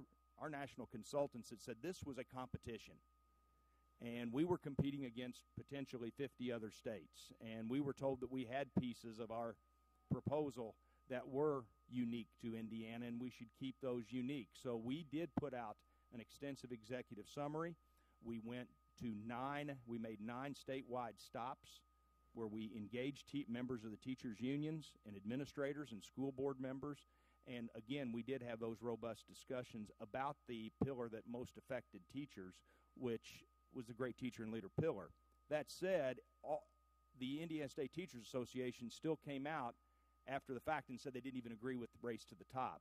So I'm not sure how much collaboration would have helped when the head of the union didn't agree with the process we were trying to engage in. Well, I'm raising this because when you make such sweeping statements about a whole profession, then I think the record has to be set straight. And, Mr. Chairman, without objection, I'd like to insert into the hearing record 3 letters from the State of Indiana State Teachers Association, because I think it's important to have the hearing record show both sides of the issue in the state of Indiana. But I do have 3 letters documenting the desire of the Indiana State Teachers Association to actually read the full application. A letter from December 17th in which they expressed their extreme disappointment in not being able to read the application. A letter from January 13th in which, again, they expressed their extreme disappointment because you submitted it January 19th without their review. And then also, apparently you did ask for a meeting, but that was in April, way after the application was submitted. Now, you say that Indiana did not get the funds because of a lack of union support. However, it turns out that there were other factors that may have been important here. For instance, Indiana lost 15 points because it didn't include how the state will emphasize and integrate science, technology, engineering, and math, the STEM, in other words, in its education system. And you didn't meet all the required elements for a statewide longitudinal data system. So are you willing to address these components in the second round application? Well, we are not making a second round application, Congresswoman. We have notified the U.S. Department of Education that Indiana will not make an application. And I want to say that I take responsibility for those areas that you just mentioned, because if you look at our application, our round 1 application, we were consistently criticized for not providing the amount of detail necessary to describe the reforms that we were pursuing. And we did that because I made a decision that we would follow the guidance regarding page limits. And if you look at the length of our application compared to the other finalists, and especially the two successful states, you will see a huge difference in the length of the application. So much of our detail in our proposal that we were criticized for, and rightly so, is my responsibility because I chose to follow the page limits. We're going to have to continue that off the air here for a minute because we're going to do a little lightning round here so we can keep you. Ms. Steinhauser, I'd like to ask you a question. So are you in the position of the customer of Long Beach State? Yes. And you award the credential? Yeah, we work with them. They do the pre-teaching, and then the fifth year, once they're hired with us, we award the credential. So what you described to us is that you mutually, or you as a customer, went and designed the program that you thought would feed you the best applicants for your positions. Correct. 15 years ago, we got together in a retreat and stopped blaming each other to start working together. And now, what is it you're transferring to Fresno, or have transferred to Fresno? With Fresno, we are transferring our work on our math program, our work on our English language learner, our leadership development, and also a thing that we call the Long Beach College Promise, which is a partnership between Long Beach. But is Fresno transferring that to Fresno State? Correct. Our university presidents have met, and then Okay. Fresno transfers their best practices with us. And so in theory, in Oakland, it would go to Hayward East, what the hell is it called now? College Correct. East Bay or whatever. Correct. Yeah. Right. I'm going to get shot at home. But No. they keep We- changing their names. Correct. Yeah. So they could work with San Francisco State. They could work one of the colleges in the Bay Area. And so it's a transfer not just of your side of the K through 12 model, it's a transfer of the Long Beach State Correct. model. And Long Beach in City. That. Mhm. And you're in what year with this at Fresno? We're just starting our second year. Starting your second year. Okay, I'm done. Mr. Rowe and then Ms. Woolsey. Did you have a second round?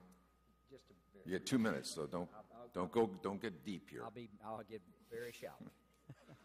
How do you in Tennessee, we have 50% of the young people who enter education as a major in college don't finish that. Of the 50% who do, in 5 years, half of them don't teach.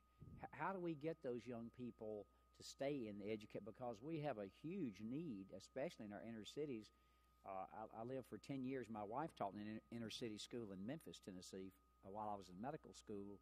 And how do we get young people to stay? How do we retain them, I guess, is the question. And the other thing I have very quickly is we use CME, Continuing Medical Education, for our is that appropriate in teaching, getting teachers to stay up to date with them? And I'll let any of you answer that question quickly. I think it's working conditions. You have to provide people with the support they need to make sure they're successful. Agreement across Thank the you, board. Mr. Ms. Chairman. Thompson, quickly, 30 seconds. I would agree with that, and I would add that you need to give them the opportunity to see growth and a ladder and the opportunity to be part of the bigger picture. Great. Ms. Woolsey. Mr. Bennett, I'm not going to couch this gently or anything. I didn't hear from you how your reforms support teachers. Do you have wraparound programs so that if they're in an area that needs extra help, that's available to them? If a teacher needs a mentor and to bridge where they are at this time from their past education to what's expected of them now, are those mentoring programs available to your teachers? How do you evaluate their needs? Well, we currently the issue of mentoring is an issue that has been adopted mostly by the local school corporations. Many local school corporations have very robust mentoring programs. So much of that is already addressed at the local level through the cooperation of our superintendents and principals.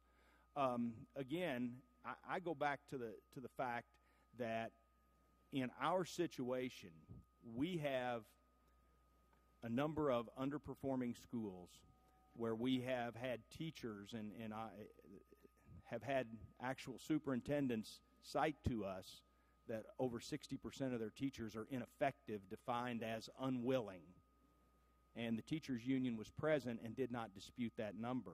So for me, this whole thing starts with high expectations, and it starts with an ability to clearly identify those expectations to teachers, give a teacher an instructional leader. You don't have time to do all this. What you're telling me is you actually don't have programs to help those teachers bridge. We absolutely, well, yes, we do. We have professional development opportunities, and part of our new licensing proposal is to provide teachers the opportunity to use those professional development opportunities to recertify their licenses as opposed to going to higher ed to have to take credit hours. Thank you, Mr. Chairman. Mr. Rono. Mr. Gill, anything? No, I think. Well, thank you very much. We obviously needed more time, but thank you so much for your giving us your time and your expertise and all of your experience. And members will have 14 days to submit statements or opening statements. And we may have some questions that we'll submit to you in writing. We'd appreciate if you'd get back to us, and we'll be in touch with you as we progress down the road here. Thank you. Thank you.